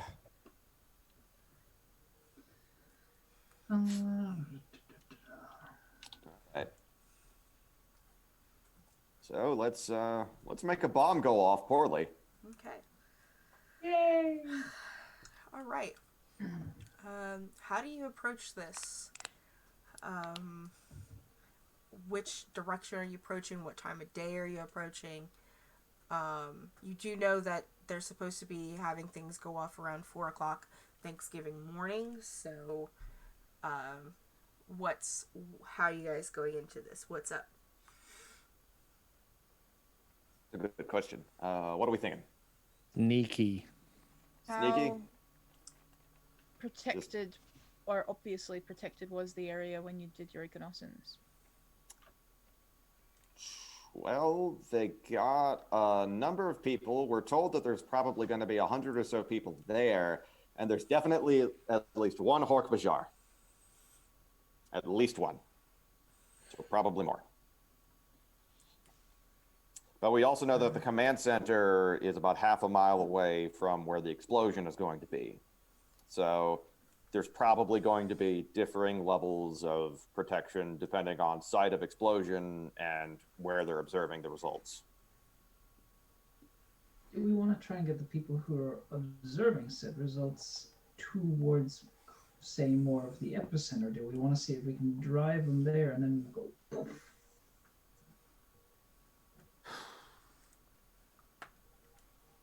I mean, maybe, like, the bomb was probably too big to move, which is unfortunate. Otherwise, I'd say try to get it over there. I mean, I'm pretty sure between a lot of us, if we do battle wars, we can move something that's big and heavy. Unhindered, unsupervised when they have surveillance equipment. Yeah. I think the question is, do we want to sabotage the hardware or the software? Do we want to temper with the bomb itself, or do we want to try and fuck with the results? Fucking with the results is probably less directly hostile, at least unless we get caught, in which case it gets hostile real fast. But, like, that's basically the difference between trying to go in quiet and then maybe things get loud, or going for the bomb and things get loud immediately. So what are we feeling? Because there's going to be, because we know there's at least 100 of them there, and there's a Hork Bajar. Yeah, I think, Lizzie, wasn't your plan to like make it look like it's just a failure, like it's a really bad idea? So I mean, if there's a way that we can make it look unintentional on our part, if we can sabotage it essentially to make it look like a failure, that would keep them hopefully from trying this again in the future. I would agree. Going in quiet and hoping it stays quiet. It never does. And sabotage, fucking the results, sabotaging. Just yeah, Okay. if we can get in there and just either damage it or like what's the term they use on all those sci-fi shows, and like reverse the polarity or something. I heard it on Star Trek. I don't know. We just go in there, we fuck it up, and try to get out. And if we need to fight out, but how are we gonna mess it up? Because I'm not great with computers. Are they going to use computers? I'm But not here's good the with thing: computers. we don't need to be. Like, I just did a little thing fucking with my physics professor in rat form. Like, all we really need to do is get into the guts of the machinery at their command center, and a couple of wires don't connect properly, then, well, delicate machinery and all that, right? You know, might be the redemption of the beetle.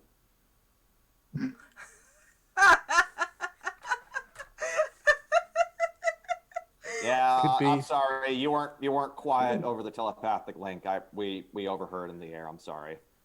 I mean, we saw some of the grackles swooping for you. That was probably not the best of ideas.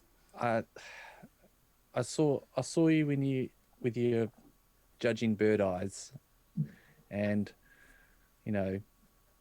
I mean, it's I one of was a those. It's one of red-tailed those. You hawk. live. They You always learn. look. I was a hawk. They always look judgy. I can't not look judgy in hawk form. I think birds always just look judgy. That's their thing. But yeah, you're right. It could be the redemption of the tiger beetle. So I think small, get in, mess on the inside with the wires, get out. And, if we need to bash our way out, we have that option. But, preferably, okay, partial success, I figure, in this is just ensuring that this doesn't happen in the immediate sense. Perfect success is it messes up so badly that they rethink ever doing this again. Yeah. And they, sabotage not apparent. All right. Corollary to the last one, if we don't manage to mess it up so badly, we scare the shit out of them so badly they'll never try it again. Fair enough. All right. Last resort. So, going into this, going into the brush. All right. I was going to say, do we need like a human kind of like excuse to be out there? Because Well, I was about to ask y'all. In order, and since Torque, you're volunteering. Are you morphing? What are you morphing into? Where are you going? well, I'm wondering. I'm going to talk. I was just going to spitball with the rest of the group here. Do we need an excuse to be out there, because as the Adelaide 1997 Supercross champion, and I'm over here to do Supercross, that particular part of the countryside is perfect for Supercross and motocross. It's idyllic.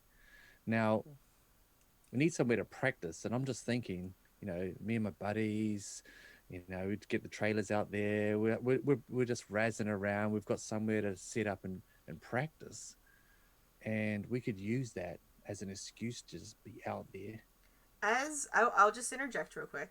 I don't mean to squash carry on. I don't. squash your fun. Don't. It's fine. But keeping your identity secret is key. So the less human that you are, the better for you. Okay. If they never see a human there, it's the best thing. Okay. Cancel that idea. Yeah, you would know that. Yeah. I'm gonna go practice out there another time. It's fine. Flying out is probably our best bet. Flying in, flying out. Okay. So you're approaching. So Anastasia, you're approaching from the sky. As what kind? The dinosaurs are screaming at me. What was your bird morph? I think I didn't really dare deviate from the Red Tail Talk consensus, to be fair. All right.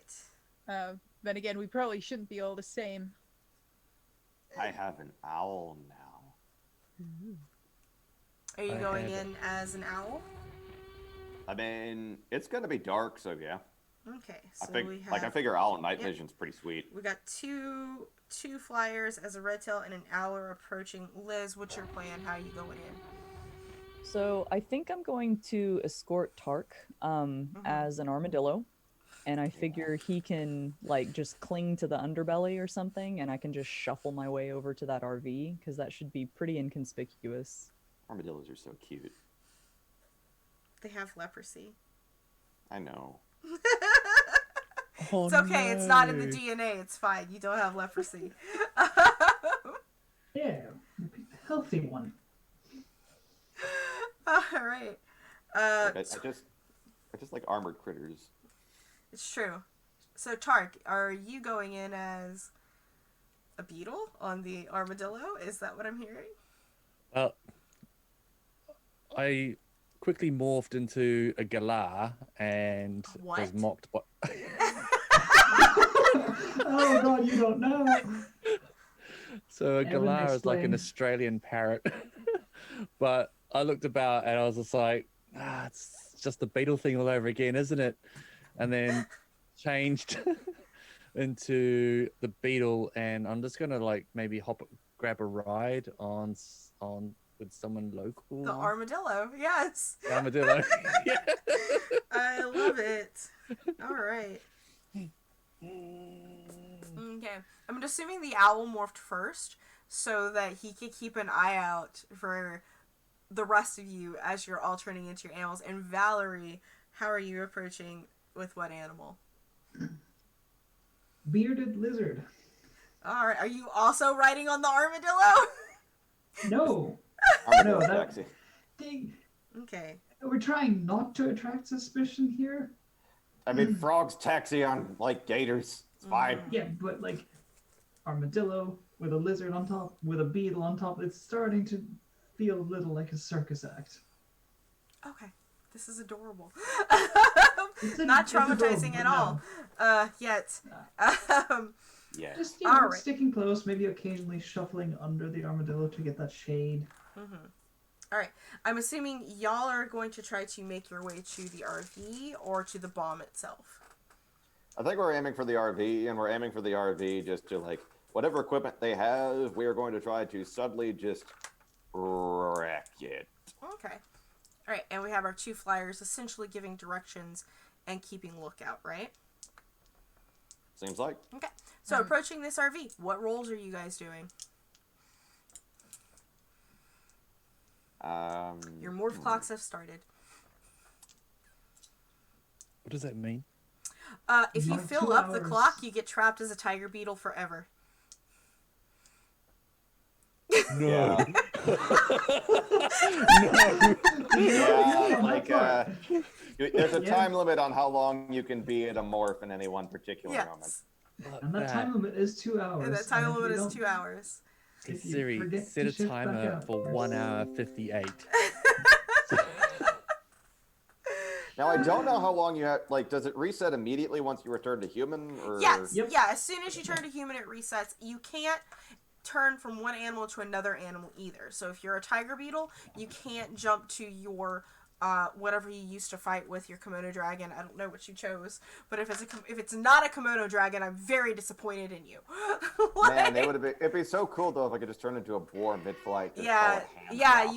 you do not have the ability to do that. The Estrenes probably have the ability to just sort of like legitimately do it as quick, so fast that it looks like they're sort of merged. But the rest of you, it can take up to 2 minutes to transform in and out. A piece. So if like you're transforming out, that's 2 minutes. Transforming back in, that's another. The Estrenes have like some special abilities. They're special when it comes to turning into animals. Okay, cool. So what are y'all rolling? Each of y'all have, I'm just gonna go down the row, like the way that I see it. So Joseph, what is your role? Okay, so I'm just trying to like give directions and like keep an eye out at this stage, right? Mm-hmm. Then I guess what I'm doing is, God, would survey or hunt work better? Let's see. I just realized I fucked up on which morph I was gonna take, but I made my choice. I'm sticking with it. Okay. I believe in you. Okay. I don't. Survey, I say for hunt, that would be more like actually hunting for something or someone specific, whereas survey is just kind of keeping a lookout sort of thing. All right. And Anastasia, you're also flying, if I'm not mistaken, so we'll have you two do your roles together, if you want. Okay, then I'll just go with survey. Okay. And Anastasia, what are you gonna go with? Same. And you said, what's the area? You said something about RV? Okay. Yeah, it's an RV. Right. That's where they observe, or I Yeah. thought we were. Oh, okay. Thought it was a bigger sort of base. Well, you don't. Whatever you want to do, Anastasia. What is Anastasia doing as a Red-tailed Hawk, as part of this? Yeah. I will try, and because I brought a bat as well. So if we're getting closer, I will quickly remorph into bat. So for the long distance, the hawk.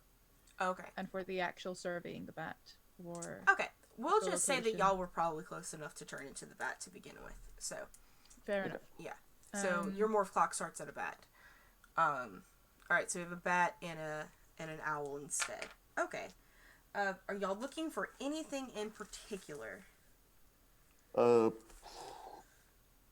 Probably, I guess, just a general idea of what they're doing, and maybe like at any equipment that might seem especially valuable for small animals to get inside and wreck. Okay, looking for a small place for animals to look in. That is, I like that. So for both of you, whatever you want to roll, whatever skill, this would be a risky position. So what's gonna happen if y'all fail? Your position will, depending on how well certain rolls go, you can turn your position to controlled or to desperate. And desperate's not good for the most part, except you also get experience with desperate rolls. So yeah, go ahead and roll that. You'd be in a risky position with standard effect, I will say. Okay. I'm not putting the owl thing into survey because I've got so much stuff into survey from different morphs, so I'm just going to Okay. put that somewhere else at some point. Okay. Just 2 dice. Okay. 6. All right, that's a success, and at 5, and that's also a success. All right, so, Anastasia, you're sort of flying around doing your little echolocation. You're blind, but bee, bee, bee, and it just bounce backs into you. And of course, Austin is known for its bat population, so you probably even at one point run into other bats, and you might even at one point hear this moth and you want to eat that moth, but you got to concentrate on your shit. So you, with your echolocation, you find out that there are at least 2 people standing outside of the RV. You can't really tell who's inside the RV, but there are at least 2 people, what seems to be humans, standing outside the RV guarding. There's obviously more kind of going up and down the hill doing all the preparations, but there are 2 outside. Can't figure out who's inside, if there's anyone inside with you, because you're being blocked by a wall. And Joseph, with your owl, you sort of fly around, flutter. You see the 2 people that are outside, but you're very specifically looking for where an armadillo could get in, or any other tiny creature. I dropped a dice that I was playing with. All good. Just drop your headphones, Adrian. Okay. And you find what seems to be one of the windows that goes to the lavatory is open. I'll point that out. Yeah. You thought speak to your friends that there's a lavatory around the back that's open. I'm in. The thought speak comes back of Alright. The really 3 of you. infiltrating of tree. Don't be picky. Said I'd go through hell. I didn't say I'd go through literal shit. Okay, so we now have an armadillo, a bearded dragon, and a tiger beetle Walking riding through a on glass. top of on here. Are there what you know that there are 2 people standing guard. You have no idea if there. You know there are people that probably inside. I'll say that Joseph with his 6 could determine that there were people inside with his with the way that he could hear. You just don't know how many. I will say that because whoever is walking, so the armadillo, this would be a roll for you. How do you plan on getting past these guys?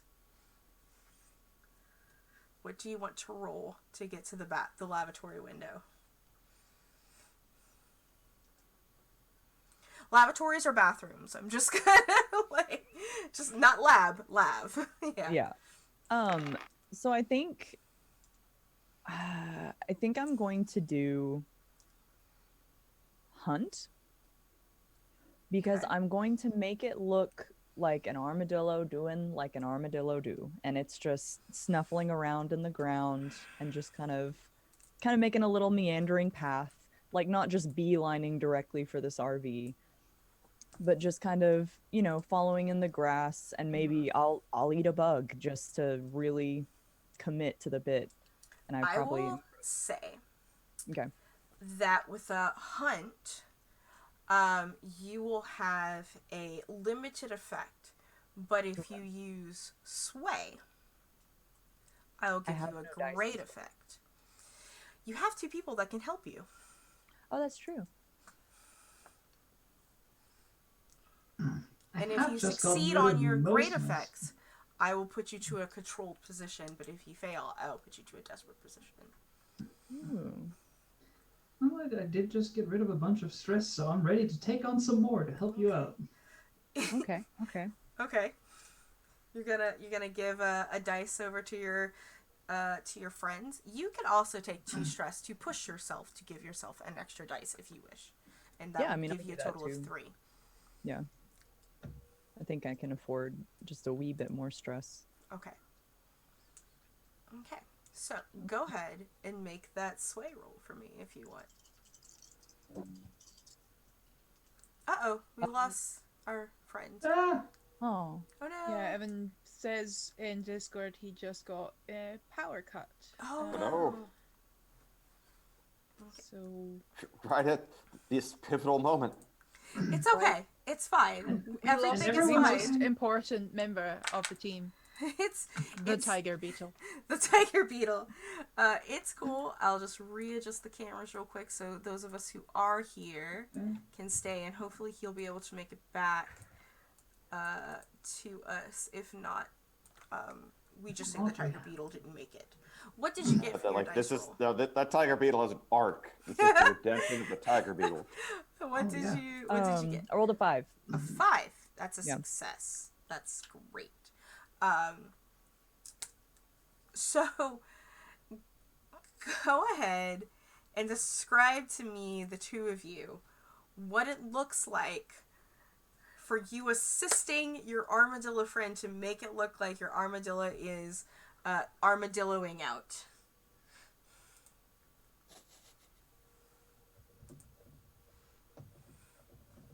Well, at least again, for me, I'm just trying to do the little snuffling around. Mm-hmm. I'm assuming Valerie was kind of hiding underneath me, if possible. Mm-hmm. Yeah, more or less. Same with Mr. Tiger Beetle. Mm-hmm. But if you're gonna be walking around, snuffling around, I'm gonna part ways, and as soon as eyes or any sort of interest is on you, just like And as the armadillo, you see your prey running away. What do you do?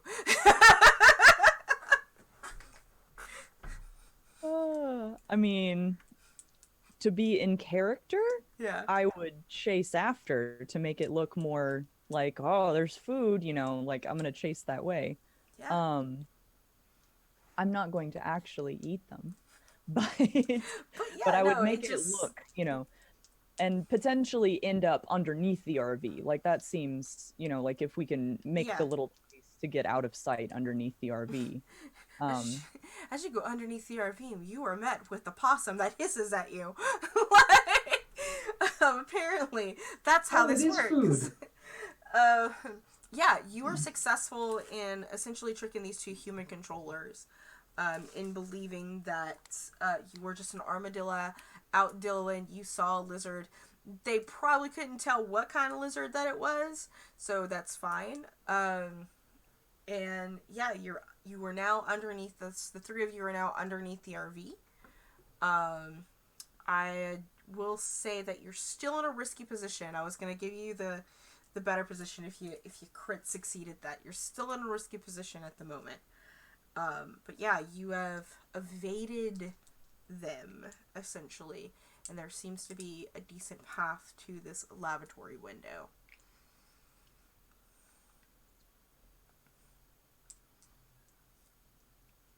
How much of the wiring or not? I don't go underneath RVs very often. Mm-hmm. I'm not sure if you do either. I'm assuming like the engine block is kind of exposed, like with a car, or Um, whew. Wow. Now Depends I on have how to think fancy about. the RV is. Yeah, it's a pretty fancy RV. Like there's a it's a little bit as you kind of go underneath this, and you look around. It doesn't even look like a typical RV underneath. It's like clearly the RV might be a skies or a like a shell to kind of hide something a little bit more alien, if you'd say. Okay, because that would be something I would also want to do if I could see anything underneath that I could just reach up and like unplug something. I would try to That would do be that. another role from you, but yeah. Okay. Mm-hmm. I mean, at least while my cohorts were going for the entry through the Mm-hmm. lavatory window. The lizard and the tiger beetle to go into the lavatory. Yeah. Yeah, that seems reasonable, right? Yeah, absolutely. Yeah, go ahead and do me another roll then. Okay. Anything? Just a regular, just single Whatever die? whatever skill you argue the skill for me. So what skill do you think applies here? Finesse. It is With my technically a little- vehicle. Right? So Yeah. like with my little armadillo hands, just kind of, like gauge and just try to, unhook or unpull something from underneath. Maybe it's the brake fluid. Mm-hmm. I don't know, whatever this is. If it's an alien thing, I don't know what it is, but if it looks like I can unplug something, I'm gonna try to unplug it. Okay. Go ahead, roll finesse for me then. You'll be a standard effect. Risky standard. Mm-hmm. That's a 4. A 4. Okay. That is a partial success. So you're kind of going and skirmishing around and you find something. Yay, target's back. Hey. Yay. Best Ooh, you're back. returns. The beetle got eaten. You're dead. Yeah, sorry. No. No, Did I get squished? you're skin. successfully underneath the RV. That looks a little alien underneath, and your armadillo is scavenging around to see what goes on from beneath. Rolled a partial success. You find what seems to be the brake line. Cool. Mm-hmm. I've got very strong. Well, it's Elizabeth. Sorry. Oh, Yeah, sorry. because Yeah, she I mean, should I'll- roll. I'll just start pulling on it, Okay. nibble a little if I can. Yeah. Just You undoing. start nibbling at the brake line. You get a little brake fluid on you. Our lizard and our beetle. What's your plan? I'd like to get inside if I can. Same. If there's any sort of opening that's big enough for a lizard to just kind of squeeze through, that's great. Yeah, If not, we said that the do bathroom have- window was open. Yeah, Mm-hmm. I'm just keep trying to figure out whether or not the bearded. I can't remember if a bearded lizard can actually climb up walls. Sure, I can. It's a lizard. I mean, you Beetle make a roll certainly for. You may have to make something to climb. I would think, I like a think- skill to climb. If I'm gonna be very fair about this, yeah, I probably should be making a roll for that to see Mhm. if I can get in. In particular, I'd probably also want to make this a stealth roll because, bearded lizard isn't exactly tiny; it's bigger than a gecko. Mhm. So What are you thinking? let's. Right. Can I find a way to claim that this is me prowling? Go ahead and make your claim. Well, we're here to sabotage. We're here to do damage. I'm essentially here to find a target and do damage to it. I am stalking my prey in this instance, and if that involves climbing up into a window as a bearded lizard, then goddamn I will. All right. You will have. It is a risky, limited effect for your prowl to climb up. Are you taking the gonna- beetle with you? Beetle, you Beetle's wanna going hop on? solo on this one. No. Oh, You're gonna hang out with the beetle's gonna hang out with the armadillo. Okay, gotcha. Well, the beetle can go Courageous. into the and climb into the lavatory like No problem. Like, because no you can problem. fly and stuff like that. Can't you? Brrr, Yeah, that is true. You don't need me. All right. Aw. I'm Let's hope this fast. D6 doesn't betray me. That's a 4. Alright, that's a partial success. Limited effect. So you are able to get into the lavatory. And you're hanging out on the ledge of this window. You're looking around. It's very cramped. It's very small. It's, it's there for, it's like an airplane bathroom, essentially. hate And as those. soon as you get there, you're looking around and you're at the window, the bathroom door opens, and a human male comes in and lifts up the seat and begins his business standing. Kind of whistles a bit, kind of looks to the side, looks at you, tilts his head, shrugs, and continues his business. Item. And as he's finishing, all of you sort of hear in your heads thoughts speak. It's none of you. Oh boy. It is none of you. But it is, if thought speak could boom, it'd be booming. And you could tell it's not directed at you. You don't know where it's technically coming from because that's not how thought speak works. But it's this booming, masculine type voice, very angry, and is like, "Fools! I can't believe that she authorized this under my nose! I say shut it down! Shut it down now!" Oh wait, no. Is this Visser 3? Is this Andalite Yerk? And everyone's getting very excited. This is Who my else? jurisdiction. I can't believe she'd authorize such things. Where is the subvisor? I shall punish him. On that note, I would like to say that I successfully, in a flashback, All right, tell me what the flashback is. I'll tell you how much stress you take. So I was obviously training my prowl, and I decided, I'm gonna mess with this guy, and I basically, cut his brake lines with my little rat teeth. So Okay. I'd like to say- The subvisor, right? yeah. So I'd like to say that I just cut them just to the point of when they would break. So he got a little ways away, and then crashed into a tree. Not dead, but many bones are broken. Okay. Wow. So hold on, repeat that for me. So here's the thing. You decide the action that you do. I'm going to decide the result. Okay? Okay, fair enough.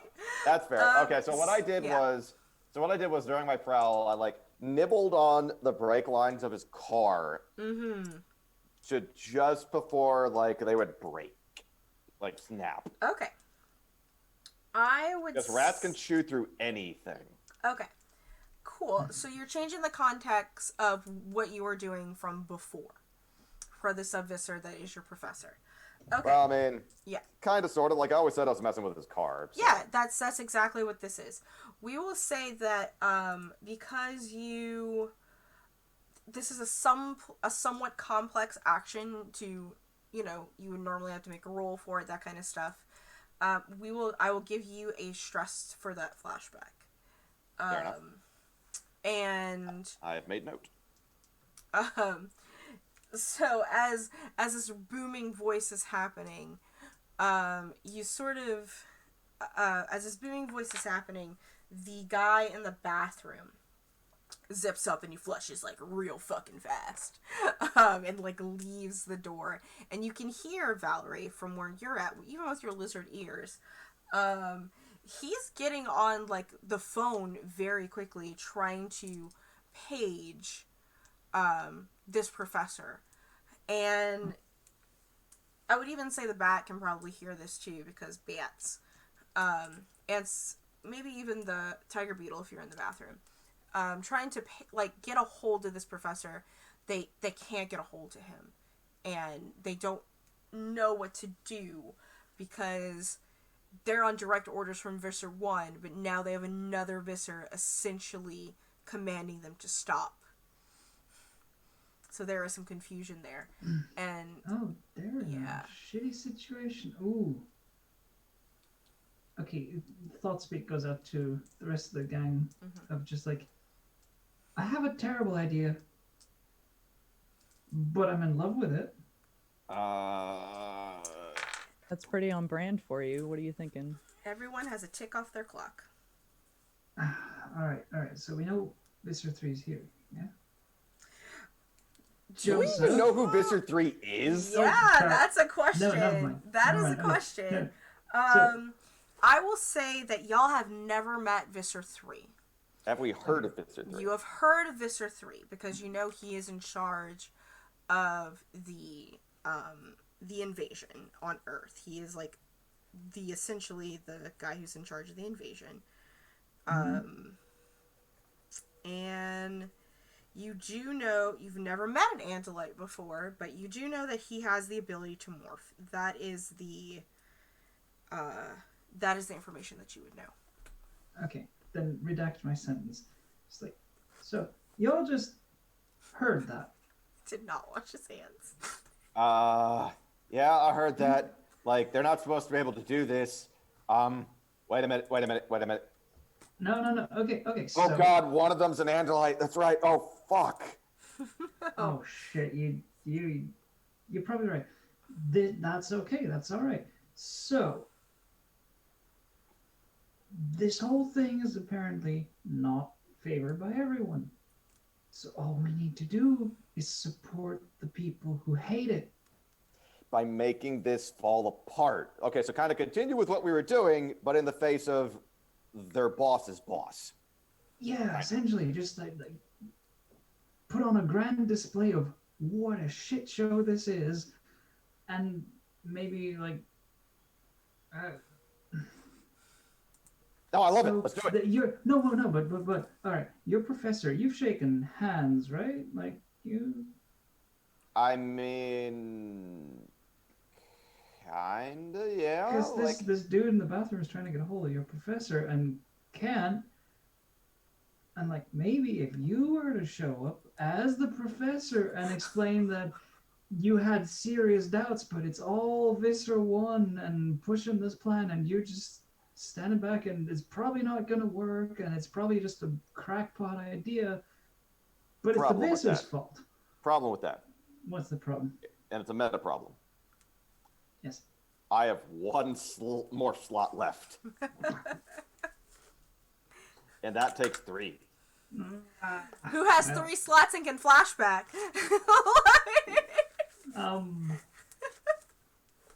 That's a viable option. Like wait, how many slots total do we have again? That is something I completely blanked on. I think it's 6. 6. I mean, we already. I mean, I want to keep the mountain lion in case shit goes sour, and I have the bat, so that's 3. If I lose the other, as I was thinking about. If we can identify who Visser 3 is, I have a plan. Like Visser 3, like we only know of him in rumor, but like since he's an Andalite and Andalites can do the thought speak, he's a Yurk who took over an Andalite. I will give y'all a little bit of background information that might help y'all, like meta knowledge that you would know. Visser 3 has no idea that there are any humans capable of morphing. Any of the morphers that he knows on Earth, he believes them to be Andalite bandits, like Andalites that sort of like escaped their mothership getting blown up in the atmosphere probably a couple years ago. And he is aware that there are probably 1 or 2 different pockets of them. He is obviously aware that there's a pocket here in Texas because of some of this stuff that's been going on. He does not know that you're humans. And the other thing that you all know is that you can direct your thought speak for only one person to hear.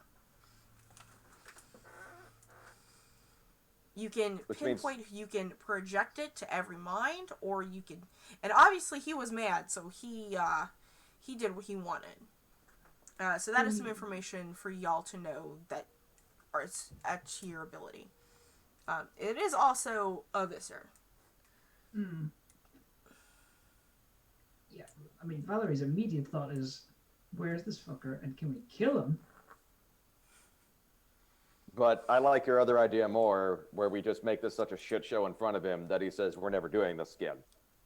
And maybe some infighting among the orcs, and like, But like, if anybody has like 3 slots to actually like go with the physics professor, because like I think I've ensured that he can't show up. So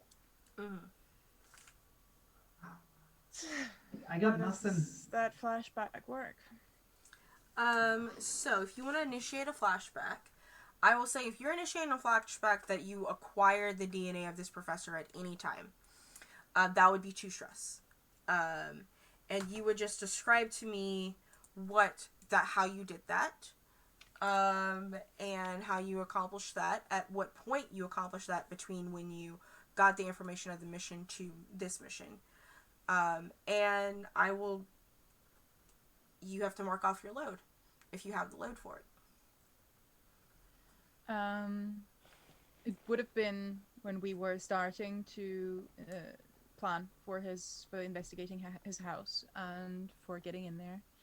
The classic walking past, stumbling, and a bag full of either groceries or school stuff when we did it there, just spilling out, hoping for him to, this being in a public place, hoping for him to help pick up the things spilled. Okay, and let's say you help him pick up and you get to touch his flesh. Yeah. And you kind of see him do this thing and sort of shake his head, and he kind of looks at you confused in this flashback, and he's like, "You're okay, right?"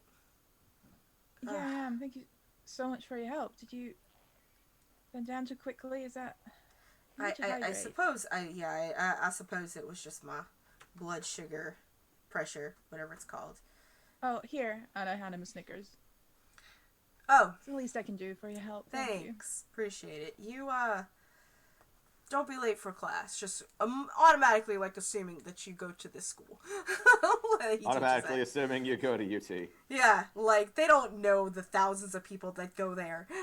Like, and we'll say that you have acquired this professor's human morph, like the human, not the your DNA, but at least this guy's DNA, at some point, and that would be 3 because it's a sentient thing.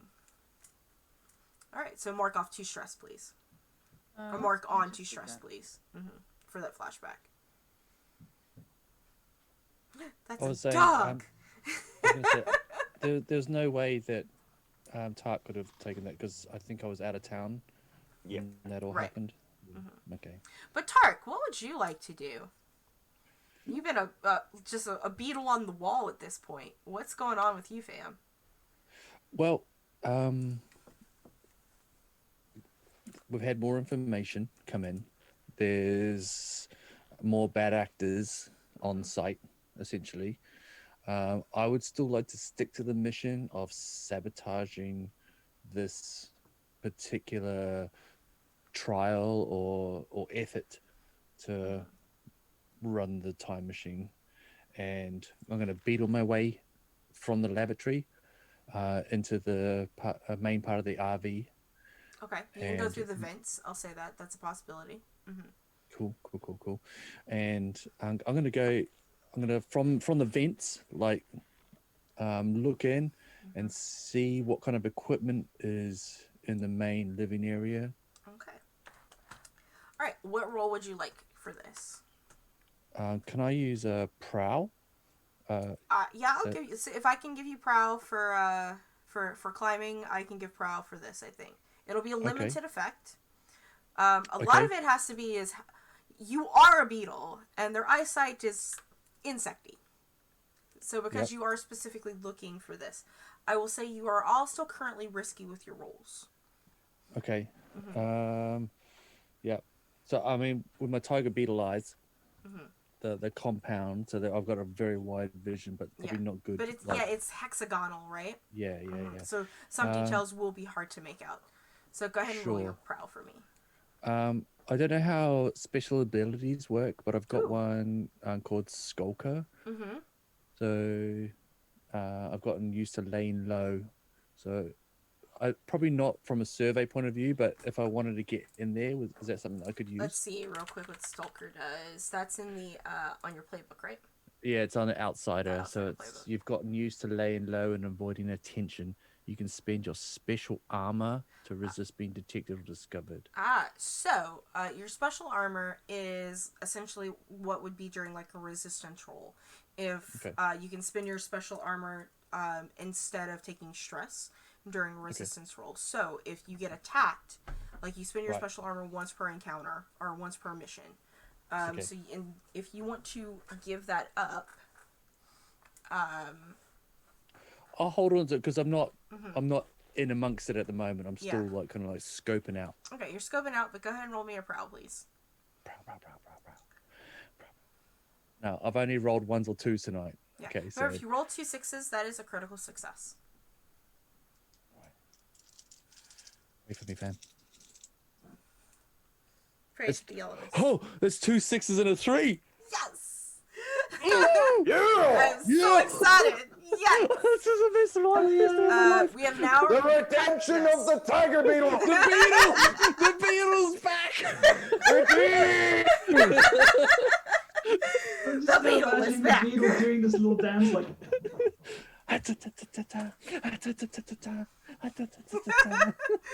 Oh, man. So, with your hexagonal tiger beetles, as you're looking and you're prowling, you can, you know what? Maybe you've just read enough comic books. Like, you've seen enough Star Trek, whatever it is. Whatever your little beetle heart has absorbed or desired, it's got you good, fam. And you are like, that's the control panel for the bomb. That makes it go off. That sabotages it. You know. Boom. You know, Boom. and you have now put your entire team in a controlled position. Let's mess this thing up. Get that? You got that? You got that, fam? You got that? Yeah, mate. Chew on some wires. Oh, yeah, mates. We All got right. this. Alright, so let's cut off to the 2 that are outside. At this point, please mark 2 off. Well, I'm marking it. You have 2 out of 6. So we will be... 4 left. Yeah. 2 out of 6 on your morph clock if you're remaining in your current animal state. Let's go outside to our bird and our bat. Mostly our bats, just because our bat sort of has a plan almost. What are you doing, bat? Do I have a plan? I don't know. You did a flashback to get a person I morphed. feel You gonna do peer anything with pressure. it? I do have the dual morph, which means changing, even in a setting that is full of people on high alert with a visor nearby, should be a little bit easier for me. I can essentially move over into the next morph very quickly in a scene that demands it if I push myself. To avoid disaster, I think Vista 3 strikes me as disaster personified, so that seems justified. Just a walking disaster. Oh, yeah. And hey, just something to keep in mind. I'm still kind of on Overwatch for you, and I have a special ability called Shoulder the Blame. So when trying to like avoid suspicion, if it looks like you're about to fail, I can expend my special armor to just kind of like swoop in and cause trouble as an owl to like draw suspicion away from you so that you can keep the con going. Okay. Nice. All right. Cool. So That's go what we for like it. to hear. Okay. So the only other problem is I need some form of. Oh, can you? Okay, cool. I'm think speaking to Al. Can you get any lab coat? Any clothes? I need to not look like a physics professor in a unitard. In a girl's unitard. Right. Then I guess I would just kind of like go to the RV and it's just like, hey, anybody got some spare clothes in there that you can chuck out a window? We're gonna try something. 'Cause Beetle, shit's lizard, fucked. you're inside. You hear the scritchings of the armadillo below you. Can you like chuck out like some pants and a shirt? Do we see any pants and a shirt in there? Well, not in the bathroom. I will That say would've with been too that easy. with that dope ass prowl though, Tark at least sees that there is looks like maybe a closet with some spare something or the other inside of it. You can't quite tell yet Alright. though. You said there was someone in this RV, though? There's one person in the RV for sure, two outside. Okay. The person in here, do they have line of sight on us?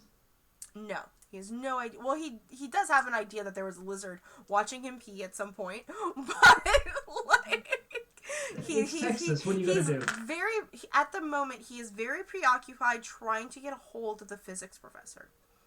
Okay. This is very much up Valerie's alley. I basically just want to demorph, clock him over the head, and either take this dude's clothes or find other clothes in here. Just like in thought speak, answering to Okay. Joseph, like, give me a minute. Yeah, it's about as much time as we got. Like I think we're doing kind of a switcheroo with the guy whose brake lines I cut yesterday. Wait, you cut a dude's brake line? You know what? We'll talk later. That sounds awesome. Be right back. All right. And yeah, I would like to demorph and just Okay. knock this dude out. Are there any objects? Okay. In the bathroom, well, it's a porcelain toilet. You could just grab the toilet lid. You could. That's like a good 10 pounds. 5 to 10 pounds. I could. I was considering like the plunger to the face or something. No, take the porcelain. Crack a skull open. Do it. You know you Yeah, want. you know, it's in character. Yeah. Yeah, it's a one shot. You can be kind of an asshole. It's fine. This guy has a slug in his head. The whole point is Valerie's got issues to work out, and how better to work them out than to crack someone over the skull with a toilet lid. Okay. Alright, so, what you rolling? Your clock now resets because you are not morphed. Yeah. I just How long have we got on the morph clock? almost 4 more halfway. ticks. Yeah, it's 4 out of 6 left. Oh, we got loads of time. Loads of time, yeah. Sweet. So I would like to, if I can, just say that I'm here to wreck somebody, right? Yeah. That's So can I roll? an inappropriate wreck, I think. Yeah, it You was gonna either wreck that or a skull? skirmish. Yeah, I'm gonna wreck a skull. Okay. Let's do this. I'm just like, Alright, just just- gonna pick it up, walk out of the toilet, and just rush Yeah. before you can get a word out, before you can make a sound. Just crash. Alright, I will say with wreck, this will be you're in a controlled environment. Excuse me, it's a great effect. Yeah, go ahead and roll me your dice, fam. 4 and a 2. Alright, well, a 4 is a success. A partial success. So you run out with the lid of the toilet and you whack this guy over the head and he stumbles, and I mean, Tiger Beetle, you're just up there in the vents and you see Valerie just come out of the bathroom with a toilet lid, just like whoop out this guy over the head. He is not knocked unconscious, however. He's not. He just sort of like stumbles over and very dizzy and is like, shit, what the shit's going on? So, Hit him again. and like a thud is Hang on a heard. moment. Whack, whack, whack. Do it again. Do another wreck. Oh boy. 5 and a 3. A 5 and a 3. Yeah, the second hit you get, it crashes over his head, and he is knocked unconscious, bleeding from the head. Still a partial success with a 5, right? And the way that this game works, unless it's a full success, there are a little bit of consequences to even successes. Just like there's a little bit of success to failures, right? So, unfortunately, that kind of alerts somebody that's standing outside. And, Here's what I'm going to do then. I yeah. was going to save it. Let me finish real quick. Sorry. You hear from outside like a knock on the RV door. And those of you who are outside see and hear this. So the armadillo, the owl, the bat see and hear this as one of the controllers outside knocks on the door and is like, Timothy 855, is everything okay? Oh, Shut up. Okay. Oh God, hang on. Okay. I don't. Just 1 second. My husband walked in as I said Timothy. It just gave me the look. Yeah. I don't technically have any dice to roll in this, but there's always that minimum of 1 to roll anyway. I do want to give those outside a chance to react to what's going on. Yeah. Let's actually go with Liz, because you haven't had a turn in a while. Okay. So let's go with our armadillo friend. Shit's going down inside. You're underneath, so you hear things falling, right? I hear a bunch of thumps. Yeah. And I figure this is probably going to attract some attention. So I'm gonna try something because armadillos jump. They do. They're cute. They do jump though. And I'm then going to approach the edge of the RV right where they can see, and I'm going to jump and intentionally like bump into the bottom of the RV and then like scurry up around the corner from them and like try to play it off that was just the armadillo doing armadillo things, just jumping, just doing a little thing, hopping. That sounds like another sway roll when you're in, though. That's it. The armadillo rave continues. I'm a disco. I'm a disco. Because I know you don't have anything in sway. But you do have the bat and the owl outside to assist you. Does anyone want to give some assistance to our armadillo friend in their sway roll? Well, I mean, I can assist. I also could just blow shoulder the blame here and just potentially negate the whole situation. Or should we save that for the Visser, potentially?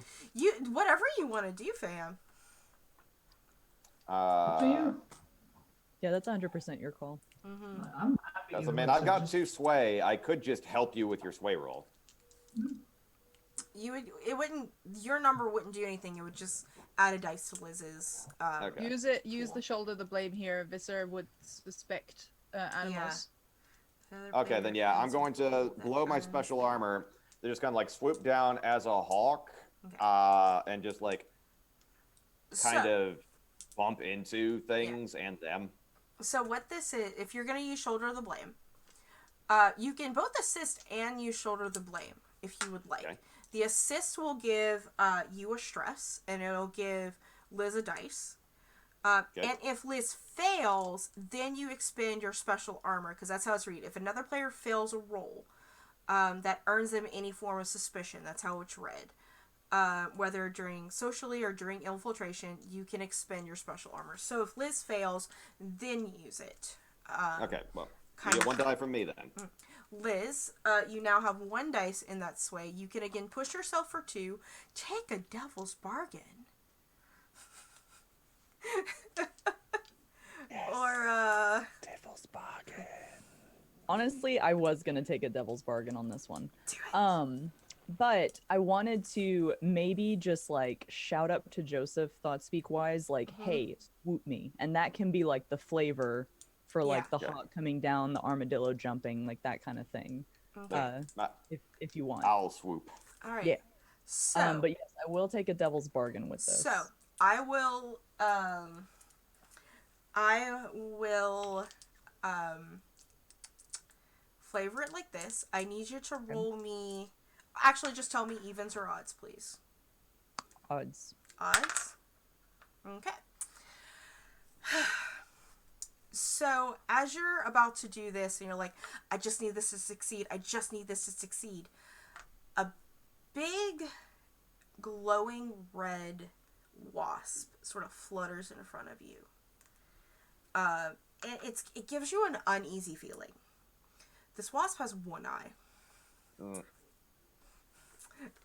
don't know what's going on, but you do know that this wasp will help you. However, if you accept its help, whether you fail or succeed, so luckily you can succeed because of the shoulder of the blame.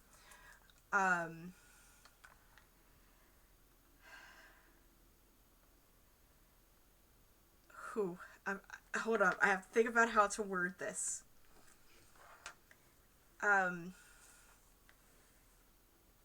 Your parents become a piece of the pie.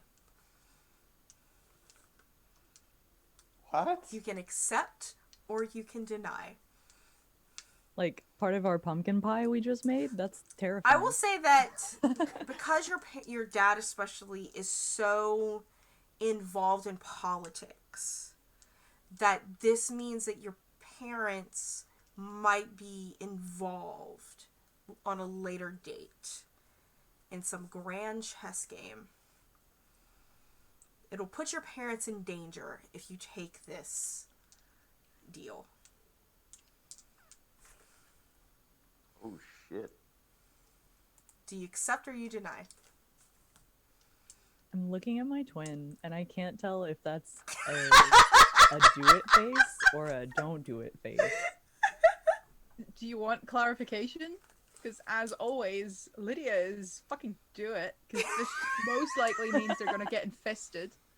Actual Twinsy is, of course, don't you fucking dare, don't you fucking dare. So that was possibly the confusion. Your twin's a bat waiting for some clothes to be thrown at her. Yeah, you're not there. Fair enough. So, yeah, that was an out of character Yeah. looking at my twin. Yeah, I'll take it. heck yeah, so you have 2 dice now. Okay. Alright, taking that devil's bargain. Okay. Go ahead and make a roll. So is that a total of 2 or Yes. Okay, Because you had 0 in sway, right? correct. Yeah. So now you have 2. 3? That's a failure. Are we Okay. using shoulder the blame? Are you expending Think your we are. Alright, your shoulder to the blame is being used to help with the success of this. That being said, the suspicion is off of you in the moment because you got it. It's like, why is this armadillo, like at first, like the 2 people kind of turn to you and is like, why is this armadillo knocking? This doesn't seem right. This armadillo is sus as fuck. And then the owl comes and like swoops down and it's like, oh, the owl's trying to eat the armadillo. That takes a suspicion off of you. However, it does not succeed on your, it's still a failure, right? You're just not suspicious that you're Andalites yet. So yeah, there's no suspicion on you and their attention is away from you. It's going back on inside, unfortunately. So I'm gonna pee again one more time and run this break so that we can get this last 40 minutes in real good. So I'm just gonna do an ad break while I go to the bathroom this time around, and we will be back real quick. Okay, ads running. I'm not putting the splash page up so y'all can continue to talk. Man, I am also going to take a quick bio. I was really hoping that Shoulder to Blame might be able to just kind of like handle that whole situation. Yeah. I'd be playing it a little smarter if this was more than just like a one shot. But like Yeah, I'm here to yeah, have fun. absolutely. But Ugh. Oh man, how many I haven't many got drinks you got snacks. so far? Like 6? Dracu, I saw you like with. Did you have a box of snacks? Got like Yeah. I've got a whole box of Cheez-Its. Oh, I saw you pull that up, and I was like, that's some epic snack. I need some Yeah. snacks. That's the I can't even think. That's the supplier box. That's Nice. what I don't even know what I'm trying to say. I don't know. I've been keeping up with the thermals. Yeah, no, I appreciate that. I'm uh, I'm joining you with the thermals. I'm gonna pour a little bit of rum. There we go. I'm doing brandy.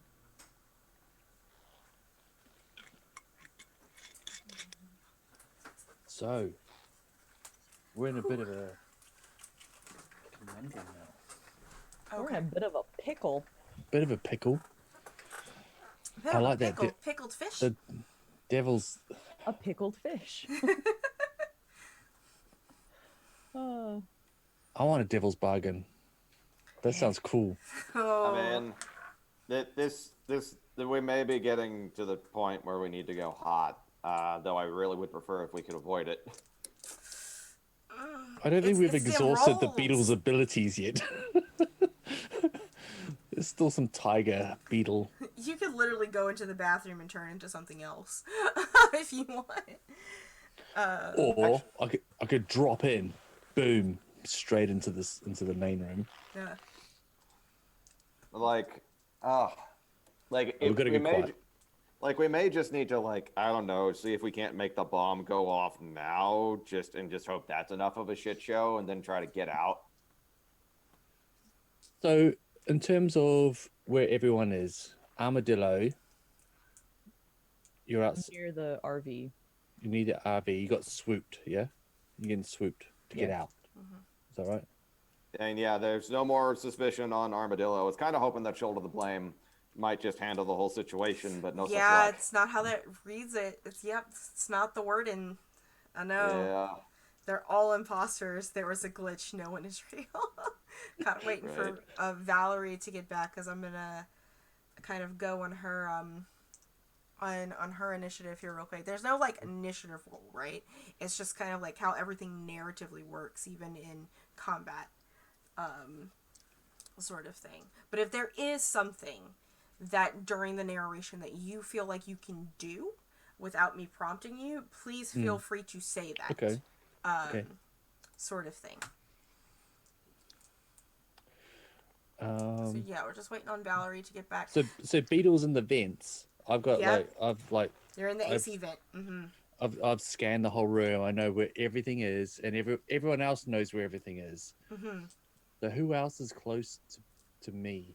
Valerie is demorphed in a human. Inside the RV and just whacked this guy over the head twice with the porcelain thing. Right. And you have 2 people outside the RV for sure. And Where's they're Anastasia? about to get their turn is essentially what's about to happen. Okay. Mm-hmm. So Anastasia and Joseph, no, you know where the stuff is in the room, and you know where the bad actors are. Is that right? I mean, we can't see through your eyes, but you thought speaking could just tell Yeah, you us can where certain communicate, things yeah. are. Now, Grant, you can communicate with anybody except for Valerie currently because they're not morphed anymore. Correct. You can communicate to them. They can receive the thought speak. Yeah. But they can't thought speak back at you. Okay. Is that something that takes an act? I'm reverting back to D&D talk, but is it an action, a bonus action? Can you? Is it something that just can happen? It's something that Or can do just you- happen. Mm-hmm. Okay. Yeah, there's no combat is incredibly messy in this system because it's supposed to be. It's supposed to be a Yeah. little chaotic. All right, so Valerie's back. That's cool. I am now giving the turn to these 2 controllers that are outside because the enemy's turn. They haven't really gotten to do anything, and they finally have something to react to. So Valerie, as like the What two about guys, me? they're gonna. You're inside this RV holding up the porcelain lid as a human girl, and the door swings open, and there are. Oh no! Like look at you, look down, and the guy in front of you is gonna pull out a Draken beam. And I'm gonna need you to make a resistance roll. A what? Sorry, Shit. can you describe that? It's It's- so it's- it's a gun. It's a Star Trek phaser essentially. Yeah.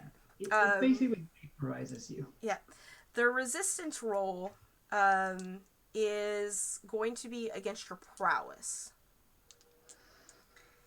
So Okay. you take That's the gray boxes. That's your prowess. Is how many dice you It's get. 3. It's 3. So you get 3 dice, so that's really good. You roll them, and you take the highest one.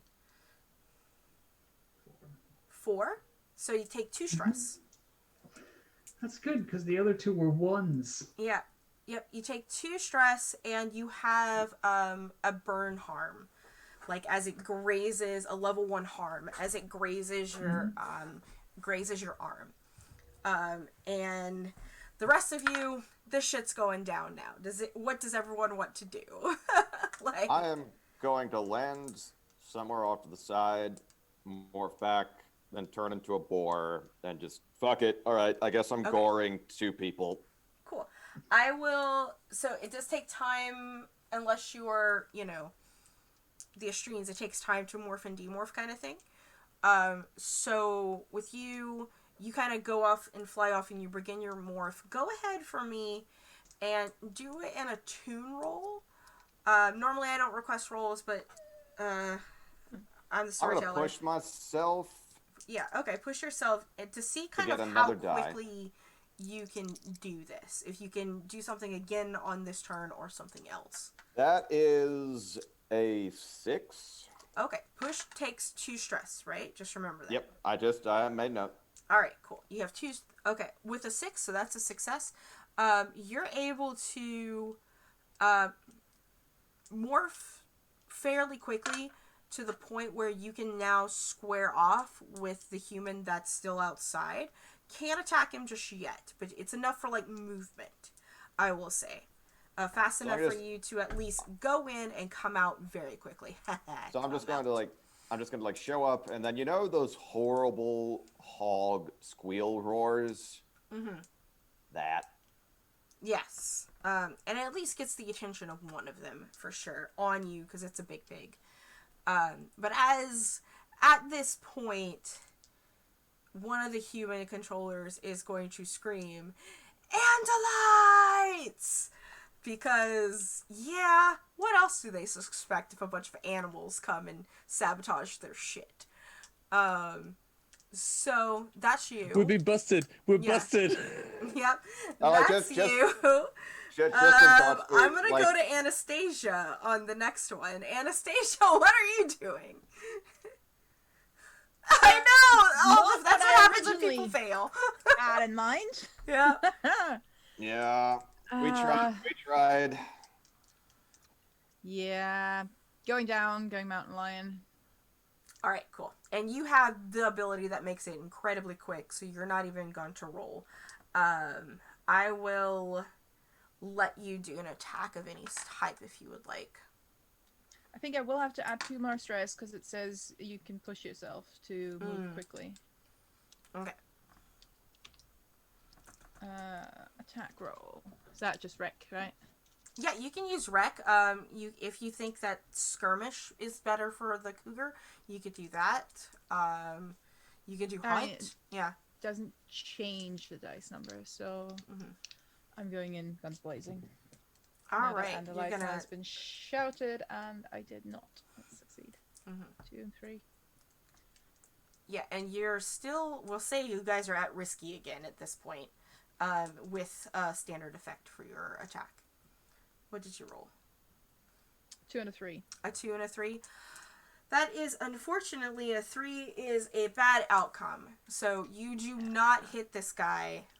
He is able to sort of like, he sees the boar and, like, his attention is there, so he is, like, almost expecting to be attacked at this point because they have intel on y'all. And as soon as maybe you're roaring your cougar roar, this guy is only 21. And I'm sorry, cougars. And you walk in, I am inappropriate. I am sorry. Someone stop me.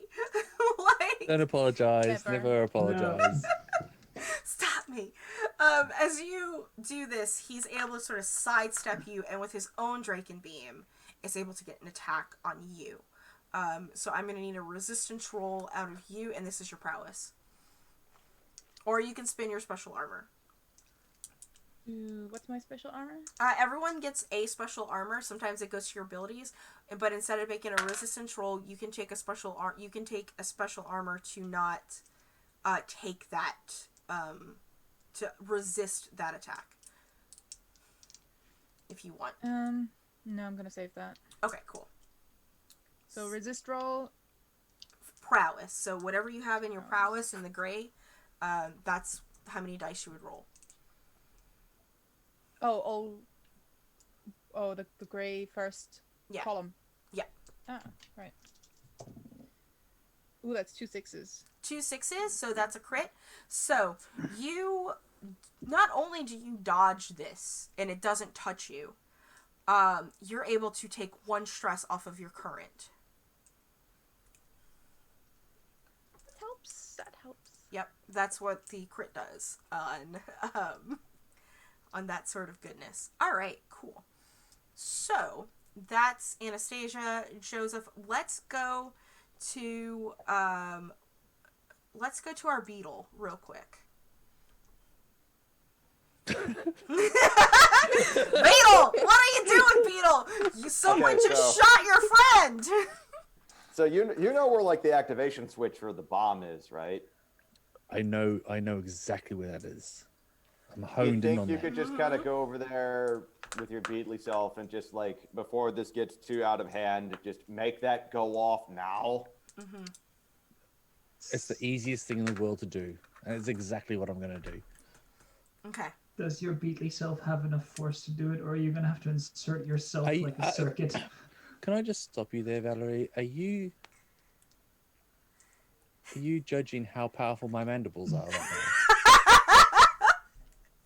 Is that what you're saying? Are you challenging my mandible strength? Because you don't want to go there. God. You know, this is a discussion for another time, but for now, just make it go boom.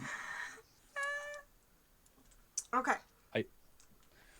I go do that. All right. So, what would you like to roll to do that? I'd like to roll mandible power. I would say, if I were you and I was playing this game and I was playing this beetle and messing with machinery, it would be a tinker roll. Okay. I don't have any tinker. You don't have any tinker. Well, Maybe the beetle does. Can I just say, because you can push yourself, take 2 stress off and push yourself, and that gives you a dice. Okay. Okay. And you can take a devil's bargain, which would give you another dice. Devil's bargain. Can I just say The bargain. can I just say in the downtime activity, I was going to work on the tinker skill, but I didn't because I reduced my lead. I reduced Valerie's stress. Yeah, but you didn't. So. But I didn't. Yeah. So I'm gonna take a devil's bargain. All right, you're gonna push Have you yourself. chosen- Are you doing both? Pushing yourself and taking a devil's bargain. Yep. Okay. All the things in tinker. And what would you say that I would say a tiger beetle personally would, because they are predators, would probably have it in hunt. I wouldn't necessarily give it to tinker. Like, it has to make sense. Like, they're extra, they're extra fineness, I guess it's called. But yeah, you have 2 dice. So as you're just like, as you land on the control panel and you see this button, give me evens or odds, please. Odds. You see what seems to be a glowing blue butterfly lands in front of you, sort of on the big red button that needs to be pushed, we'll say. And you hear in your being, the blue butterfly is better than the red wasp, dang. Yes. You hear in your being, if you seek my help, you'll never be able to make it home again. Do you take it, or do you leave it? Now, being a Supercross champion from Australia, I'm thinking you'll never be able to make it home again. Means I'm never going to make it back to tiny little Adelaide, where I'm in America now. And it's huge. You're not just in America, you in Tejas. Yeah, exactly. I'm in Tejas. I've gone. I'm a big beetle in a small pond. And I'm going from Australia to America, and I have no qualms about taking that deal. All right, you take the deal. You have 2 dice now since you're pushing yourself as well. 2 dice in total. 2 dice in total. I've got a special ability for I've got, it's called the Devil's Kid. Whenever a devil's bargain is made, your character clears 1 stress. Oh, that's rubbish. No, that's actually really good. So instead of just taking 2 stress to push yourself, you take 1. Yep. Okay. So does it give me more dice? No. But it gives you less stress. Because if you stress out all the way, you're taken out of the fight. Oh, okay. So it's still just the 2 dice, yeah? Still 2 dice, but only take 1 stress instead. And you are at a risky, limited effect because you are a beetle. Okay. Don't judge me, bird people. I dropped one. The one on the desk is a 6. I'm gonna find the other one. Roll it again on the desk. Don't take the floor one. Okay, I'm rolling. So the it's other a one on the success. Let's see if it's a crit. Oh, it's a 6 and a 1. Okay, but it is a success. Success works. Okay, it is a success. So you crawl on top of this big red button, and it takes some, like, you're not quite heavy enough at first, right? But something just feels it. You have wings, and you're just like, fuck it, I'm gonna momentum myself up, and then down. Boom. And then you go down, and Valerie, you hear detonation initiated as you're standing there. Like, you just got shot by a Draken beam. Yes. One of these people has clearly seen your face. The one that shot you. What do you do? We said that the lid of that toilet tank that I used as a weapon, we said it shattered, right? No, it didn't shatter. Oh, okay, good. It's porcelain. Against a skull. It didn't shatter. Well, when it hits around. I was gonna use a shard and stab, but instead I'm just gonna pick it up and see if I can kill. Just, like, bull rush him, like, with a shield? Yeah, just like, fuck it. And see if I can, if I'm lucky, I'll knock his head off. If I'm unlucky, I'll just bash it in. Either way. Okay, you're gonna continue. I love how you're just whacking things not in morph. You're just whacking things as a person. I love it. What I really want to do is morph Rhino inside of this RV and just go ham on it. Nice. Alright. But I would get shot to pieces in the process. So, I'm gonna do this, and... It's a big ol'... It's a standard effect risky. Yeah, I was thinking about pushing myself, but... You know what? I'm gonna push myself. Okay. Because I have a specific little thing here that means I don't care about trauma right now. I'm sorry, I'm looking at chat. Armadisco. I'm done. I'm done. Armadisco. Um, yeah, I mean, this one's seen my face. I probably doesn't think I'm actually human, but Now he needs to it die. doesn't matter. Yeah, he The face probably, is, as far as he's concerned, he thinks that you're probably an andalite morphed as a person. yeah, which is just weird, and also wrong, and also you're gonna die. So, this is gonna be. I want to roll skirmish. I'm no longer out to like. This isn't an ambush wreck. Okay. This is just straight up fight now, isn't it? Yeah, it's a fight. Oh, best is a 5. Okay. Yeah, you get partial success on that. Good. You are able to land a hit on. This is the first time this guy has been hit. You're able to land a hit on him. It knocks his Draken Beam out of his hand. Ooh. He is not down, so you don't he kind of is able to go back, so you're not able to hit his head, but you smash his arm that is pointed at you. Okay. And you're able to knock the Draken Beam out of his arm, and you hear his arm bone even crack, and he's like, "Ah, fuck!" as you as he grabs onto his arm in pain. Fuck you, buddy. Last but not least, what's our Armadisco doing?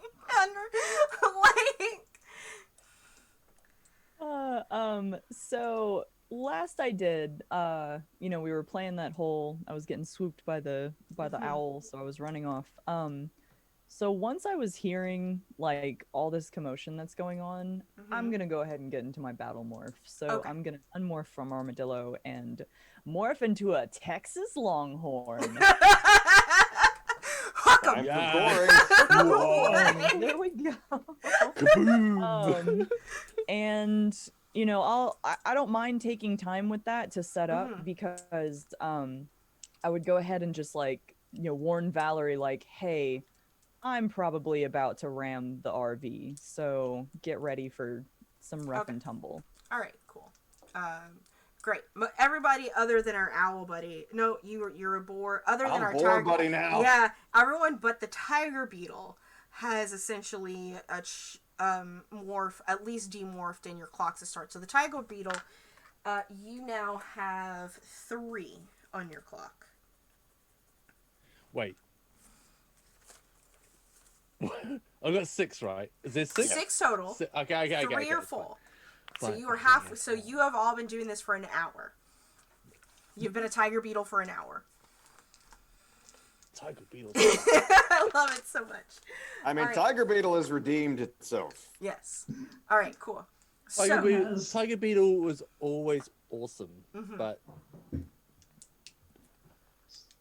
All right, let's jump into this. So, let's go ahead. There are 2 humans, conscious humans, one with a Draco Beam, one without. We'll kind of do this same row that we did before, where we'll go with Joseph. Joseph, what are you doing? Okay, so I'm going to say, and correct me if this doesn't make sense, but I'm a boar. I think it makes sense that boars have an extra in rec. Yeah, I'll say. Yep, give it to him. So I am going to charge and gore this person. Okay. This is the one that's still technically outside, so Yep. go ahead. So I would like to roll rec for that. Yep. And should I And this push is myself? a standard risky. You're still at standard risky. Should I push myself just for funsies? Fuck it, sure. Okay, take your stress and push yourself. This is why you have trauma, by the way. You're I'm just gonna Yes. push my... So, but I also have 3 dice for wrecking this fool. Yeah, there you go. Wreck this fool. That is a 6, a 5, and a 1. So Yeah, so I'll a take the 6 is a full success. So you're able to gore this guy. He's got you just charge at him, and you've got these big old boar tusk. You open up his stomach. Woof. Yeah, He's we'll do still that. alive. He's not dead. But you open up his stomach Velociraptor style with your teeth. Right across the belly. Yeah. Yeah. This is It's why- not pretty. This is why we hate boars so much in the state. We cannot kill them fast enough. Yep. That okay. It's not pretty. And I'm gonna get my cougar to go next, please. That's Anastasia. Yeah. You're muted. Okay, and open the wrong window to unmute because Mm-hmm. Anastasia. So we've got the one with the open belly, Mm-hmm. and Valerie took care of the other guy. They're both still technically alive. Still alive. Yeah, the other guy, he's kind of standing in the doorway, facing inside towards Valerie, holding his broken arm.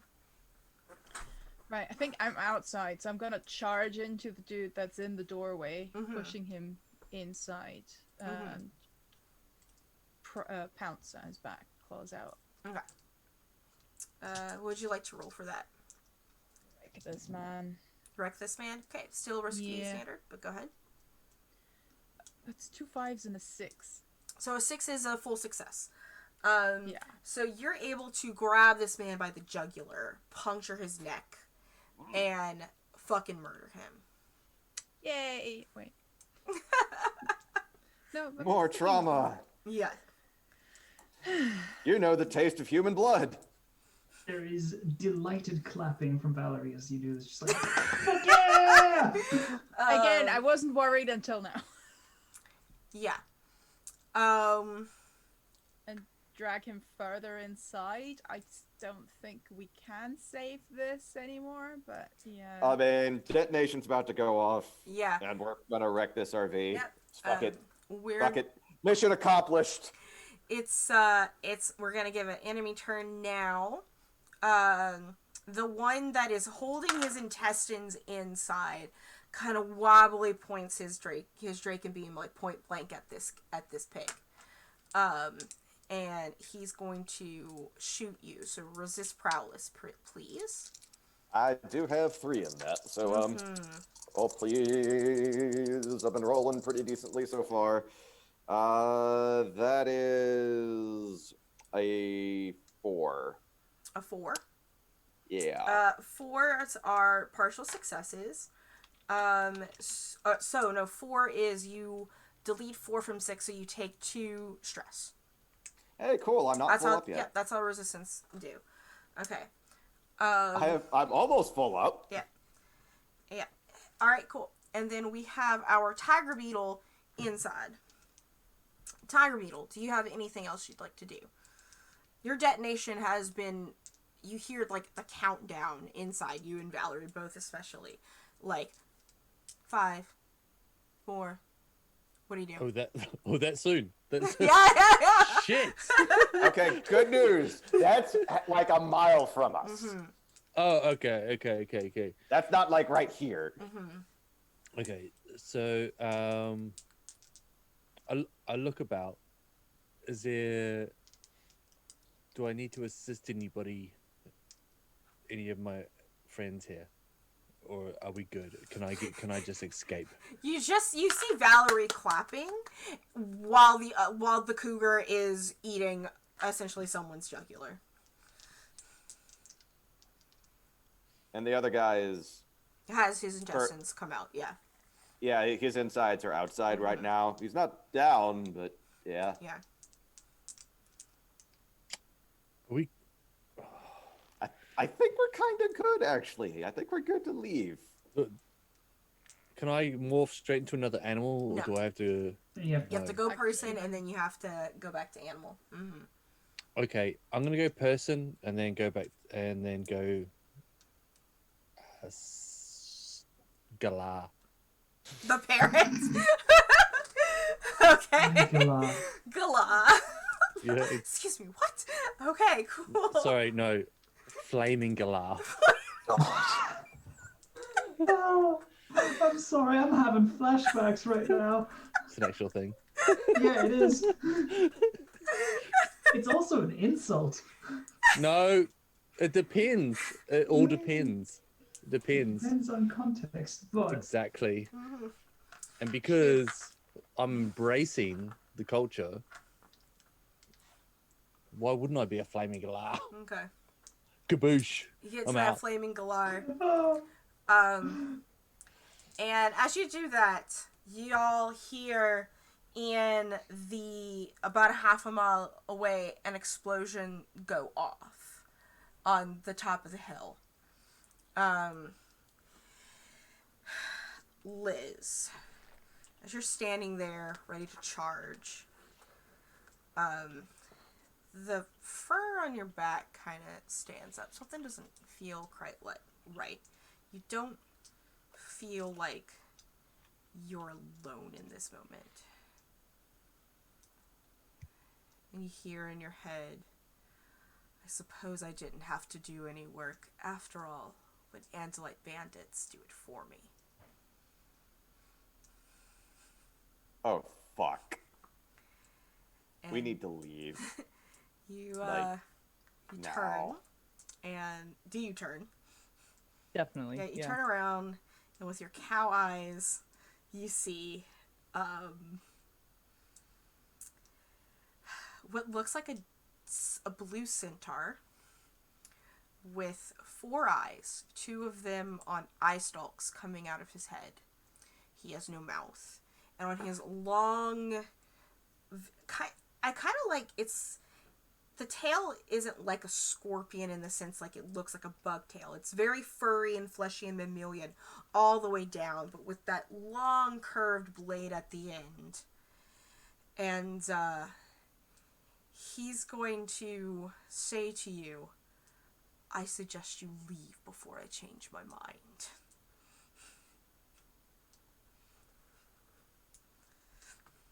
Sorry, I missed. Is he talking You're to the all only of us? person that hears it, Draku. Oh, okay. Oh, we just got in the middle of some Yerk internal politics and power plays. Yes. And just gonna say right now, this guy can probably waste us by himself. Yeah, it's Visser. I'm a 3. tiger beetle. He can't waste me.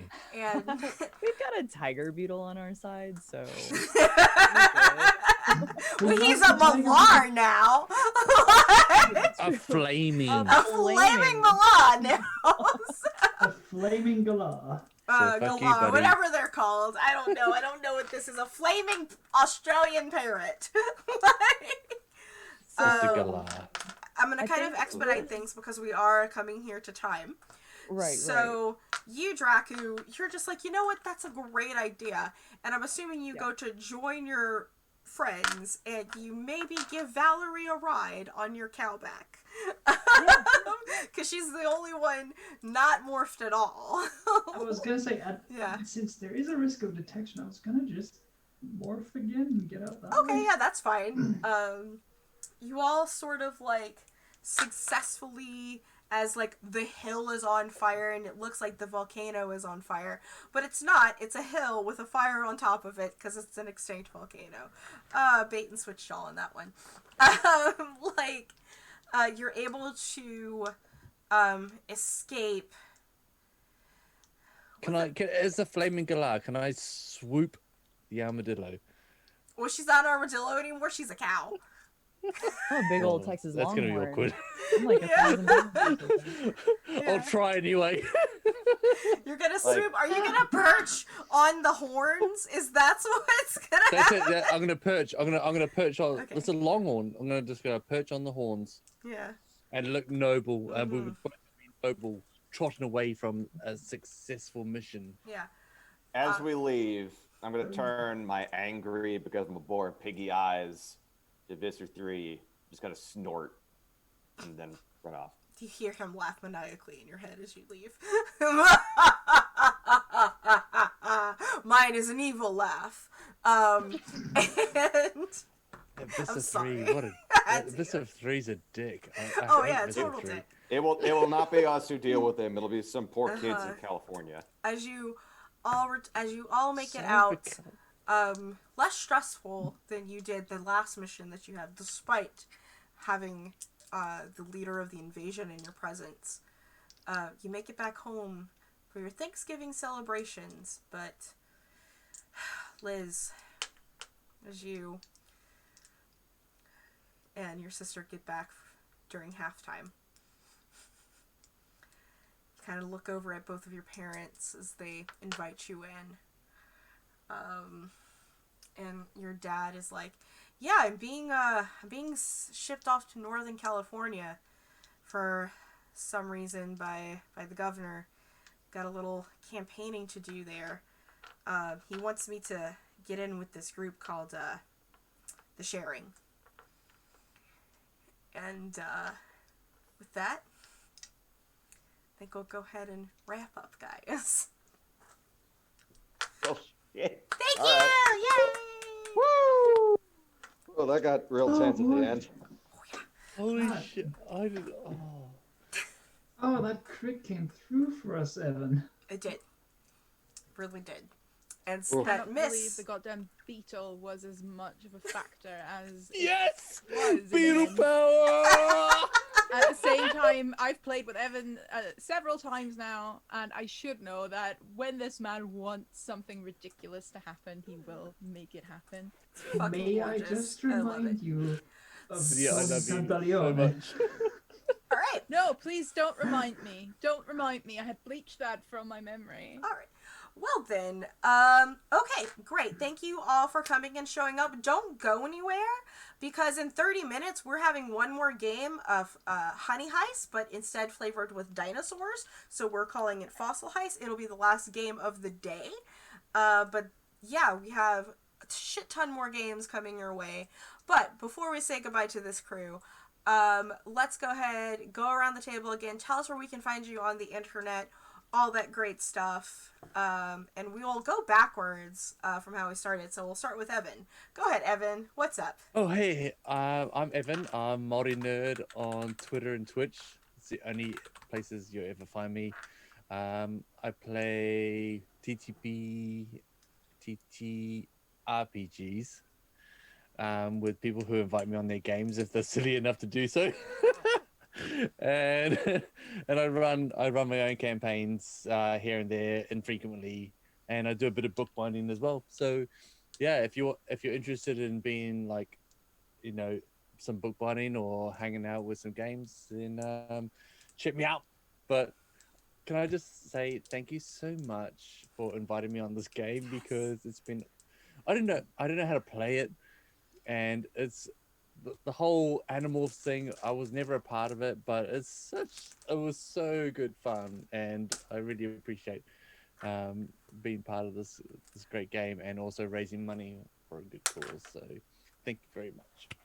Yes, yes, yes. We're at 697 and 800. All right. Yeah, doing real good. Awesome. Draku. Yes, hello everybody. I'm Draku. You can find me at Draku on Twitter. Here on Twitch, you can see me in chat. I was Draku3690. I'm a variety streamer. I do all kinds of games. I will actually be playing Banjo-Tooie later today, but don't worry about that. Y'all should be here watching this fossil heist. I'm gonna have it up in the background so I can creep, because that sounds so great. But yeah, thank you so much for having me. You can, if you're wanting to see me again in another RPG, I'll hype up on Monday evenings on Encounter Roleplay. I'm part of Song of the Deep. We're into the Frozen Waste. This is our season 2. And yeah, super fun time. Lydia over there is our GM, and I love her so much. But yeah, that's me. Gun hammer. Okay, Lydia, so Lydia is awesome. Lydia's the Lydia. best of us. Thank you, Draku. Lydia, what Lydia about has you, a fam?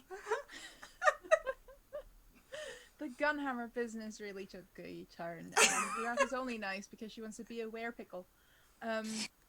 But if you have no idea what that means, then do check out Song of the Deep, because it is our baby, and it is pretty much the best thing I've ever been, for some reason, put in charge of on any of the channels. Although for some reason people keep putting me in charge of things, and not sure why, but if you are interested, check out Encounter Roleplay, which is my home base. I'm involved in a lot of shows, not always playing or GMing, but checking, doing art graphics, and so on and so forth. We have open casting calls for our seasons, and we, play video games, have fun. So just check out the Discord, Encounter Roleplay. I'll be there on Monday with Song of the Deep. That is 8 p.m. EST. And on Tuesday, we have a Zweihände campaign, Flames of Freedom, starting, which is GM by Anna, Namiria 941. So that's going to be bloody amazing. Looking forward to that. And yeah, just check me out on Twitter if you're interested. Half-Arsed Hermit for any other information. Thank you very much for inviting me. That was a childhood dream come true. Thank you for Good playing. things about Flames of Freedom. All right. All right. Good shit. Next I have Balrog. Hello, hello. So, yes, I'm Dan, or Balrog 1911, basically everywhere. I have all but trademarked that username across the internet. If you ever see it, it's me. Yeah, I'm just going to second the shout out to Encounter Roleplay for Lydia because I'm also part of that. I'm not in any of the shows this current season, but you might see me pop up there again. Who knows? On Thursdays or every other Thursday, I'm in a Shadowrun game over on the Lawful Geeks Twitch channel, where currently my character is in a deep, deep pile of doo doo. And yeah, it's bad.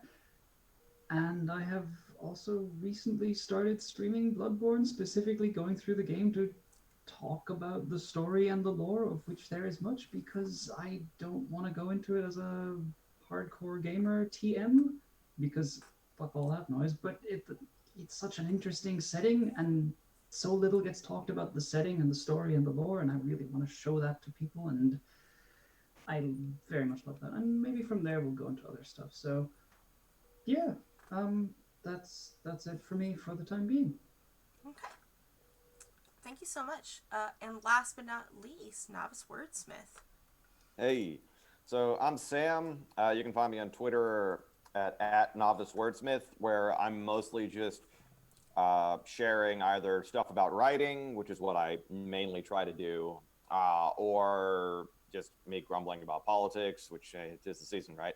But mostly it's about writing and gaming stuff. I don't really stream like all the other folks here, but I am pretty involved in a lot of different games, and seeing about like maybe bringing more of those on the online sphere. Like I'm thinking about doing something for Extra Life next year. But yeah, uh, Twitter at Novice Wordsmith. That's where you can find me. All right. And thank you so much for having me. I really enjoyed this. Well, thank you all for being here and playing with me and also living my childhood dream. So that was great. The fact that I had so many people sign up for an Animorphs game makes me super happy. So just one more time, thermals! And with that, we're going to say goodbye to everyone. But please, if you're in chat, stay hanging out because at the top of the hour at 4 o'clock p.m., we're just going to be right back with some Fossil Heist. Just got to get everybody else set up. So, but this crew, we're leaving you. Join the Discord if you want to hang out. Links in the description. Donate to Extra Life, all that great stuff. And everybody wave. Bye. Yay. Bye. Later. Thank you, chat.